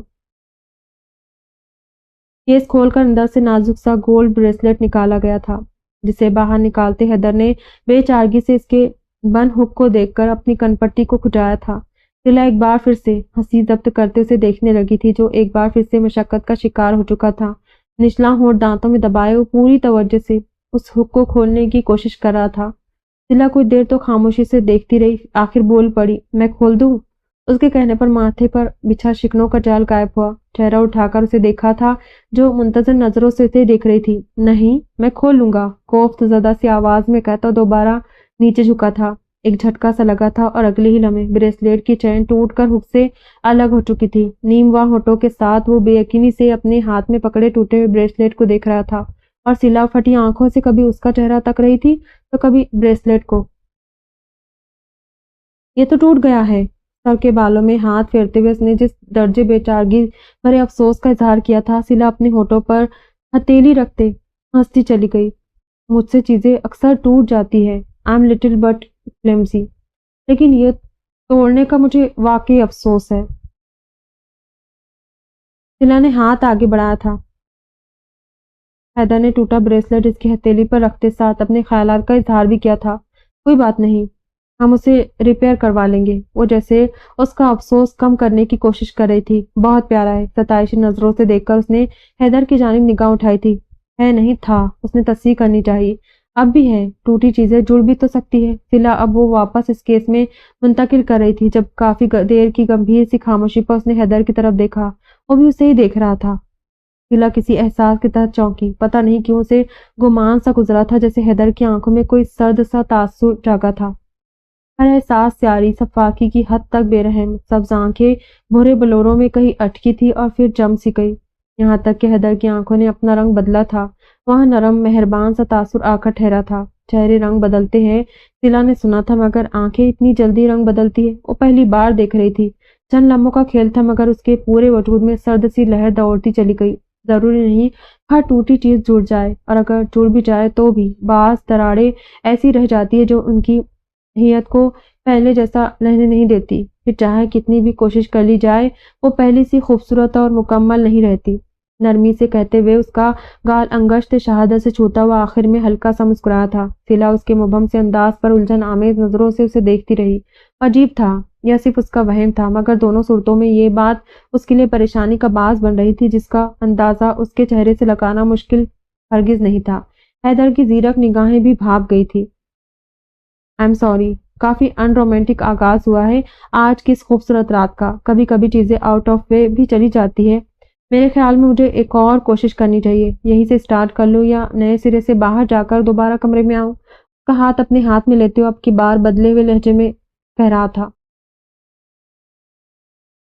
सिला ने दिल में जन्म लेते बहुत सारे बेमतलब अंदेशों से फरार हासिल करना चाही थी, और हर खदशे को झटक कर वो पूरे दिल से मुस्कुरा दी थी। हैदर ने गर्म जोशी मगर नरमी से उसका दूसरा हाथ भी अपने हाथ में मुकीद किया था। हैदर के पेरेंट्स अगले दिन ही सुबह सुबह वापस चले गए थे। वो एयरपोर्ट नहीं इन्हें छोड़ने गया था। सिला को उसने साथ चलने का नहीं कहा था, और ना ही वो खुद कह पाई थी। हालांकि उसका ख्याल था उसे साथ जाना चाहिए था। पीछे उसने जहांगीर को कॉल की थी, काफी देर तक उनसे बातें करती रही, फिर लिविंग एरिया में आकर बैठती वहां मौजूद मैगजीन देखने लगी। 12 के करीब वो वापस आया था और अपने कमरे में बंद होता सो गया, और वो बेमकसद ही घर में घूमती रही। मुलाजिमा ने इससे दोपहर के खाने का पूछा था, और इसने जो मर्जी है बना लो कहकर जैसे जान छुड़ाई थी। वो दोबारा कमरे में गई थी, और वो बेसुध पड़ा सोया मिला। सुबह कमरे से जब वो निकला था तब वो सोई हुई थी। अंकल आंटी के जाने की इत्तला भी मुलाजिमा ने आकर उसे दी थी, और वो इन्हें सी ऑफ करने बाहर गई थी। बिना इससे कोई भी बात किए वो चला गया, और वापसी पर भी उसने सिला से कोई बात न करने की जहमत गवारा नहीं की। वो दोनों एक दूसरे के लिए अनजान थे, एक दूसरे की आदत से नावाकिफ थे, मगर फिर भी सिला को उसका यूं खुद को सुबह से नजरअंदाज करना अंदर ही अंदर चुभा था। नई नवीली दुल्हन से अब ऐसी भी क्या बेअतनाई, जबकि कल रात ही वो उसे पाकर अपनी बेपनाह खुशी का खुलकर बरमला इजहार कर चुका था। बोझा दिल के साथ वो बेजार सी टीवी स्क्रीन के सामने बैठ गई थी। मुलाजिमा ने उससे खाना लगाने का पूछा था, मगर वो इनकार कर गई। उसे याद आया था सुबह भी उसने अकेले ही एक कप चाय नाश्ते में लिया था, और अब भूख भी लग रही थी, मगर ایک بے نام سی اداسی اس کے گرد حصار بناتی اسے باقی سبھی حسیات سے محروم کر رہی تھی۔ 3:30 کے قریب وہ کمرے سے باہر نکلا تھا، وائٹ کالر شرٹ اور نیلی جینس میں بڑی دل جمعی سے نم بال سیٹ کیے۔ اسے دیکھ کر مسکراتا ہوا اس کی طرف بڑھا تھا۔ سلا نے بس ایک نظر اس پر ڈالی تھی، واپس سے ٹی وی کی جانب دیکھتے اتنی دیر میں پہلی بار وہ پوری طرح سے اسکرین کی جانب متوجہ ہوئی۔ وہ آ کر بڑے بے تکلف سے انداز میں اس کے پہلو میں بیٹھا تھا۔ کیا دیکھا جا رہا ہے؟ اس کی طرف گردن گھما کر دیکھتے ہوئے دوستانہ انداز میں پوچھ رہا تھا۔ سلا کو بے طرح غصہ آیا جیسے وہ پی گئی۔ میوزک کنسرٹ چل رہا ہے، پہلی بار جیسے اس نے خود بھی غور کیا۔ بنا نظر ہٹائے بولی تو حیدر نے سر ہلاتے اس کے ہاتھ سے ریموٹ لے لیا۔ سامنے اسکرین پر کوئی پاپ میوزک بینڈ تھا جو لائیو کنسرٹ میں پرفارم کر رہا تھا۔ ان اچھلتے کودتے انسان نما خلائی مخلوق کو تم کافی دیر سے دیکھ رہی ہو، اب تھوڑی دیر مجھے بھی دیکھ لو، ٹی وی بند کرتے اس کی طرف جھکا ہوا کہہ رہا تھا۔ سلا نے کھپگی بھری نظریں اس کے چہرے پر جمائیں۔ وہ تو یوں گلا کر رہا تھا جیسے صبح سے وہ نہیں بلکہ سلا اسے نظر انداز کر رہی ہو۔ یہ میرا فیوریٹ میوزیکل بینڈ ہے اور مجھے پورا شو دیکھنا ہے، آپ ریموٹ واپس کریں۔ حیدر کے ساتھ ساتھ جیسے اس پر بھی ابھی انکشاف ہوا تھا کہ وہ بینڈ اس کا فیوریٹ ہے، جس کے نام سے وہ بھی بمشکل آدھا گھنٹہ پہلے متعارف ہوئی تھی۔ تم ان فرنگی نمونوں کے لیے اپنے 24 گھنٹے کے برانڈ نیو شوہر سے بحث کر رہی ہو؟ سلا ریموٹ صوفے پر دوسری طرف رکھتے ہوئے پوری طرح گھوم کر اس کی جانب مڑتا ملامتی نظروں سے اسے دیکھ رہا تھا۔ ایک ہاتھ سلا کے پیچھے صوفے کی پشت پر رکھا ہوا تھا جس سے وہ کچھ اور بھی اس کے نزدیک ہو گیا تھا۔ اس کی قربت، اس کے وجود سے پھوٹتی بھینی بھینی سی باڈی اسپرے کی مہک وہ غیر محسوس کن انداز میں تھوڑا سا پیچھے کی جانب سرکی تھی۔ میں بحث نہیں کر رہی، صرف ایک بات کہیے۔ اپنا ڈگمگاتا اعتماد و بحال کر چکی تھی۔ اس کا اتنا ٹھس سا انداز حیدر نے ماتھے پر بل لیے دیکھا تھا۔ اگلے ہی لمحے وہ سیدھا ہو کر بیٹھتا صوفے کی پشت سے اپنا ہاتھ ہٹا گیا۔ چہرے کے خدوخال یک بار کھچاؤ کا شکار ہونے لگے۔ اوکے، یہ رہا remote, carry on and enjoy your favourite bands concert. Remote اٹھا کر اس کی گود میں رکھتا رکھائی سے کہتا وہ اٹھ کھڑا ہوا۔ سمیرہ، کھانا لگا دے پلیز۔ وہیں سے قدرے بلند آواز میں پکارتا وہ واپس کمرے کی طرف بڑھ گیا تھا اور پیچھے وہ ہگدگ سی ہونکوں کی طرح اس کی پشت دیکھتی رہی۔ وہ اتنی سی بات پر یوں روڈ ہو کر اٹھ گیا تھا اور خود جو صبح سے اس کے ساتھ کر رہا تھا اس کس کھاتے میں جاتا تھا۔ پھر کچھ دیر بعد وہ واپس باہر آیا تھا۔ اس بار اس سے بات کرنے کی کوشش نہیں کی تھی۔ وہ ابھی تک یوں ہی سر جھکائے ہاتھ میں ریموٹ پکڑے بیٹھی تھی، ٹی وی آن نہیں کیا تھا۔ اس کے پاس سے گزر کر وہ ڈائننگ ہال میں چلا گیا۔ جھوٹے منہ بھی اسے کھانے کا پوچھا تک نہیں تھا۔ دل کا بوجھل پن اور کچھ بڑا تھا تو آنکھوں میں نمی کی ہلکی سی تہ بننے لگی تھی۔ سلا بی بی، سمیرہ کی آواز پر وہ سر اٹھا کر خالی خالی نظروں سے اسے دیکھنے لگی تھی۔ صاحب آپ کو بلا رہے ہیں، آ کر کھانا کھا لے، کہہ کر بنا اس کے جواب کا انتظار کیے وہ کچن کی طرف چل دی تھی۔ سلا کے گلے میں نمکین پانی گھلنے لگا۔ یہ بات وہ اسے خود بھی تو کہہ سکتا تھا مگر اس نے نہیں کہا۔ دل میں ایک اور گرہ سی پڑنے لگی۔ صبح سے نہ جانے کتنی گرہ لگ چکی تھی۔ لاشعوری طور پر وہ اس سے بہت سے توقعات وابستہ کر چکی تھی جن پر وہ پورا نہیں اتر رہا تھا اور یہ بات اسے اس سے بدظن کر رہی تھی۔ کچھ دیر وہ وہیں بیٹھی سوچتی رہی تھی آیا اسے جانا چاہیے یا نہیں۔ پھر پیٹ کے دہائی دینے پر بے دلی سے اٹھ کھڑی ہوئی۔ جس لمحے اس نے ڈائننگ ہال میں قدم رکھا تھا حیدر نے اس کی طرف دیکھا تھا۔ اس نے ابھی تک کھانا شروع نہیں کیا تھا۔ پلیٹ سامنے رکھی اور وہ دونوں کونیاں ٹیبل پر جمائے، دونوں ہاتھوں کی باہم مٹھی جمائے ان پر اپنی ٹھوڑی ٹکائے ہوئے تھا۔ سلا یہاں آ جاؤ۔ اسے وہیں آخری والی کرسی کھینچتے دیکھ کر اس کی تحکم آمیز آواز ابھری تھی۔ سلا نے کرسی کی پشت پر رکھا ہاتھ روک کر نظر اٹھا کر اسے دیکھا جو خود سربراہی کرسی پر برجمان اسے ساتھ والی کرسی پر بیٹھنے کا اشارہ کر رہا تھا۔ بنا کچھ کہے وہ کرسی واپس اپنی جگہ دھکیل کر وہ اس کی بتائی ہوئی کرسی کی جانب چل دی تھی۔ اٹس بیٹر ناؤ، اس کے بیٹھنے پر کہتا وہ سالن کا ڈونگا اس کے آگے سرکا گیا تھا۔ سمیرہ نے بتایا تم نے ابھی تک کھانا نہیں کھایا، نیکسٹ ٹائم ایسی بیوقوفی مت کرنا۔ میرے کھانے پینے کی کوئی خاص روٹین سیٹ نہیں ہے، کبھی کھایا تو کبھی نہیں کھایا، تم مجھے دیکھتی رہو گی تو بھوکی مر جاؤ گی، جو میں بالکل نہیں چاہتا۔ ڈونگے کا ڈھکن ہٹاتے وہ ساتھ میں بنا اس کی طرف دیکھے نارمل سے انداز میں کہہ رہا تھا مجھے بھوک نہیں تھی۔ بنا اس کی طرف دیکھے ہاتھ گود میں دھرے جیسے اسے جتانا چاہتی تھی وہ اس کی منتظر نہیں تھی۔ ٹھیک ہے، تمہیں بھوک نہیں تھی اس لیے تم نے کھانا نہیں کھایا، میں تمہیں بس انفارم کر رہا تھا۔ کندھے اچکا کر اس نے لاپرواہی کا مظاہرہ کرتے جیسے اسے اس کے حال پر چھوڑ دیا تھا اور اب یہ برداشت کی حد سے باہر ہونے لگا تھا۔ ہیدا نے مزید کوئی اصرار نہیں کیا تھا۔ وہ خاموشی سے اپنی پلیٹ میں سالن نکال کر کھانا شروع کر چکا تھا۔ سلا کو اپنی وہاں موجودگی پر اب اعتراض ہونے لگا تھا۔ وہ آئی ہی کیوں تھی؟ اسے یہاں نہیں آنا چاہیے تھا۔ ایک دن کا کھانا نہ کھانے سے کون سا اس نے مر جانا تھا؟ ہاتھ ابھی بھی گود میں دھرے تھے اور وہ اپنی لامتناہی سوچوں میں غرق کہیں کی کہیں نکلی ہوئی تھی۔ مجھے شادی ہی نہیں کرنی چاہیے تھی، جھوٹا کہیں کا۔ رات کو کیسے کیسے دعوے کر رہا تھا اور اب اپنے اصلی رنگ ڈھنگ دکھا رہا ہے۔ ابھی باہر میری ذرا سی بٹی توجہ برداشت نہیں ہو پائی تھی اور اب جو خود مجھے سامنے دیکھ کر بھی آنکھیں بند کی ہوئی، اس کا کیا فرنگی نمونہ ہے خود بھی۔ پتہ نہیں کون سی میوزیم سے اٹھ کر یہاں چلا آیا ہے اور آ کر مجھ سے ٹکرایا ہے۔ دل ہی دل میں وہ اس سے بری طرح متنفر ہوتی ہونٹ کاٹ رہی تھی۔ اسے یاد آیا تھا کیسے اس کے کبھی ناراض ہونے پر اس کے پاپا سے مناتے تھے اور جب تک وہ کھانا شروع نہیں کرتی تھی وہ بھی ہاتھ روکے بیٹھے رہتے تھے۔ وہ غلط وقت پر دو غلط لوگوں کا موازنہ کر رہی تھی، مگر اس وقت اپنی کیفیت اس کی اپنی سمجھ سے بالا تر تھی۔ وہ چھوٹی چھوٹی باتوں پر رونے والوں میں سے نہیں تھی، مگر اس وقت اس کا ڈھیر سا رونے کا دل کر رہا تھا اور اس نے خود کو بالکل نہیں روکا۔ پانی کا گلاس اٹھاتے حیدر کی غیر ارادی نگاہ اس کی جانب اٹھی تھی اور گلاس کی طرف جاتا ہاتھ رک سا گیا تھا۔ قدر جھک کر اس نے یقین دہانی کرنی چاہی تھی اور اگلے ہی پل وہ حیرت سے نیموا ہونٹوں کے ساتھ اس کا جھکا چہرہ اوپر کی جانب اٹھا رہا تھا۔ آنسوں سے بھیگے گال لیے وہ پانیوں سے پر آنکھوں کے ساتھ خفگی سے اسے دیکھنے لگی تھی، جو اپنا ہاتھ اس کی ٹھوڑی کے نیچے سے ہٹا رہا تھا۔ تم رو رہی ہو سلا؟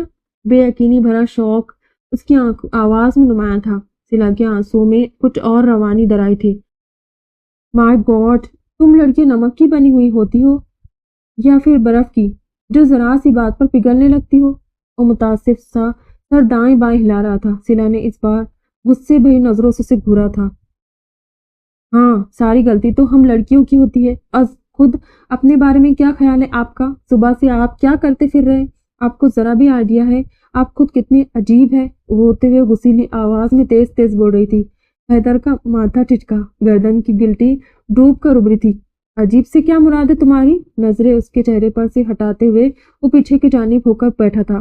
سلا نے دونوں ہتھیلیوں سے اپنے گال پونچھ ڈالے تھے۔ عجیب سے مراد عجیب ہی ہے، آپ کو جو سمجھنا ہے سمجھتے رہیں۔ چٹک کر کہتے وہ اٹھ کر جانے لگی تو سرعت سے حیدر نے اس کا ہاتھ تھام کر اسے روکا تھا۔ تم بیٹھ جاؤ سلا، ہم بات کر رہے ہیں۔ اس طرح سے بات ادھوری چھوڑ کر جانا مینرز کے خلاف ہوتا ہے۔ اس کی آواز میں واضح ناپسندیدگی تھی۔ سلا کا بھڑکنا یقینی تھا۔ ہاتھ چھڑانے کی کوشش کرتے بول اٹھی، اپنی دفعہ آپ کو میری چھوٹی چھوٹی باتوں پر مینرز یاد آ رہے ہیں، اور خود جو آپ صبح سے کر رہے اس کے بارے میں کیا خیال ہے آپ کا؟ میں صبح سے ایسا کیا کر رہا ہوں جس کا مجھے خود آئیڈیا نہیں ہے؟ تم کھل کر بتاؤ گی؟ اس کے ہلکے سے جھٹکے کے ساتھ وہ اسے واپس بٹھا چکا تھا، اس بے مطلب کی بحث سے جیسے اب وہ بیزار ہونے لگا تھا۔ کوفت کے تاثرات اس کے چہرے پر بڑے نمایاں تھے اور اس کی یہی انداز سلا کو متوش کرنے کو کافی تھے۔ آپ صبح سے مجھے جان بوجھ کر نظر انداز کر رہے ہیں، جیسے میں یہاں ہو کر بھی یہاں نہیں ہوں آپ کے لیے، اور یہ کتنا ایمبیرسنگ ہے آپ کو پتہ بھی ہے۔ میرے لیے نئی جگہ ہے، آپ سے تعلق نیا ہے، اور آپ مجھے یوں ٹریٹ کریں جیسے 30 سالوں کی رفاقت کے بعد آپ مجھ سے شدید بیزاریت کا شکار ہو۔ کہتے ہوئے اس کی آواز نہ چاہتے بھی بھرا گئی تھی۔ دوسری طرف اس کی بات سنتے حیدر کے تنے ہوئے اعصاب پرسکون حالت میں لوٹ آئے تھے۔ ایک گہرا سانس خارج کرتے اس کے چہرے پر اب اضطراب کا کوئی نام و نشان تک نہ تھا۔ بس اتنی سی بات؟ اس نے تو کہہ دیا تھا، مگر سلا کے دل پر یہ بے فکری سے کہے الفاظ پتھر کی مانند لگے تھے۔ اس پر غصہ تو آیا ہی تھا، ساتھ خود کو بھی ملامت کی تھی۔ بھلا کیا ضرورت تھی اس قدر جذباتی پن کا مظاہرہ کرتے سے یوں منہ اٹھا کر سب کہنے کی، جبکہ اسے کوئی خاص فرق پڑا بھی نہیں تھا۔ رونے کے بعد سرخ ہوا چہرہ سبکی کے احساس سے کچھ اور بھی تمتما اٹھا تھا۔ اس بار وہ خاموش رہی تھی۔ مزید الفاظ کا زیاں کرنے سے بہتر یہی تھا، دیکھو سلا، مجھے واقعی اندازہ نہیں تھا اتنی چھوٹی چھوٹی باتیں تمہیں اس طرح سے ہرٹ کرے گی۔ میں ویسے بھی کم بولتا ہوں، مگر میرا کم بولنا ایشو بن جائے گا یہ آئیڈیا نہیں تھا مجھے۔ وہ ہلکے سے ہنسا تھا۔ سلا نے شاکی نظروں سے اسے دیکھا۔ جی چاہا کہہ دے بات اس کے بولنے کی نہیں، اس کے رویے کی ہو رہی ہے، مگر پھر بھی اس کی خاموشی نہیں ٹوٹی تھی۔ چلو مان لیتے ہیں میں نے صبح سے تم سے بات نہیں کی، اور یہ بالکل سچ ہے، ایسا ہی ہوا ہے، لیکن یہ جان بوجھ کر نہیں کیا گیا۔ صبح بات نہیں کر سکا کیونکہ مجھے جلدی تھی۔ میں نے موم ڈیڈ کو ڈراپ کرنا تھا ایئرپورٹ، واپسی پر نیند سے برا حال تھا، تب میں صرف سکون سے سونا چاہتا تھا، اور تم نے خود سے کیا کیا سوچ لیا یار؟ میں کیوں تمہیں جان بوجھ کر نظر انداز کروں گا؟ کوئی وجہ بھی تو ہو۔ شام میں اٹھ کر میں نے ही बात की थी तुमसे। तो अगर इग्नोर करना होता तो पहल क्यों करता? तुम लड़के कितनी छोटी छोटी बातों पर ये करने लगती हो। Like seriously. खाना वो करीबन खा चुका था। प्लेट सामने से जरा हटाते वो दोनों बाजू मेज पर रखे से देखते हुए कह रहा था। तो बार बार पलकें झपक रही थी। आंखें अब पानियों से लबरेज नहीं थी, मगर पलकों की नमी अभी बाकी थी। बिना किसी किस्म के मेकअप के वो सादा से अंगूरी रंग के कॉटन के सूट में रोई रोई सी और भी प्यारी लगने लगी थी। हैदर चंद लम्हे मबहूत सा उसे देखता रहा। सिला को उसकी इतनी लंबी चौड़ी वजाहत सुनकर कुछ अफाका सा हुआ था। आप बार बार ये मत कहें, लड़कियां ऐसी ही होती है। अब वो बेवजह रिएक्ट नहीं करती। उसकी कैफियत से कतई नजर वो बजित सी कह रही थी। हैदर के होंठों के किनारों में हल्का सा तबस्सुम आकर खेलने लगा। ठीक है, मगर मेरा तजुर्बा नहीं रहा कभी लड़कियों का, इसलिए मुझे थोड़ा अजीब सा लग रहा है। वो जैसे इसकी बात को मजा में ले रहा था और लफ्ज अजीब सा सिला को इस अजीब तरीन शख्स के मुंह से सुनकर कुछ और भी अजीब लग रहा था। तो फिर आपको किसी लड़की से शादी भी नहीं करनी चाहिए थी, बुरा मनाते हुए कहती। अब वो पहले सी अपसेट नहीं लगती थी। हैदर का कहकहा गूंजा था। नहीं, अब ऐसी भी बात नहीं है, शादी तो मुझे लड़की ही से करनी थी। सर हिलाकर मुदब्बर से अंदाज में कहता उसे भी मुस्कुराने पर मजबूर कर रहा था। और ये बिलाशुबा सुबह से अब तक की पहली मुस्कुराहट थी जिस पर उसका दिल भारी नहीं था। ये अब बेहतर लग रहा है। उसके मुस्कुराते चेहरे की तरफ इशारा करते हुए तौसीफी अंदाज में गोया हुआ था। सिला के दिल से रही कुल्फत भी जाने लगी थी। चलो अब कुछ खा लो पहले, फिर तुम्हें तुम्हारे पापा से मिलवा लाता हूँ। अब सालन खुद से उसकी प्लेट में निकालने लगा था। सिला ने इनकार नहीं किया था। दिल की हालत जरा बेहतर हुई तो भूख एकदम से चमक उठी थी। शायद ये ठीक कह रहा है, मैं ही थोड़ा ओवर रिएक्ट कर रही हूँ, वरना भला ये मुझे इस तरह नजरअंदाज क्यों करेंगे। कि नकियों से उसकी तरफ देखती हुए सोच रही थी। जब रोटी उसकी प्लेट में रखता उसे आंख के इशारे से खाना शुरू करने का कह रहा था और बिना कुछ कहे खाना शुरू कर गई थी।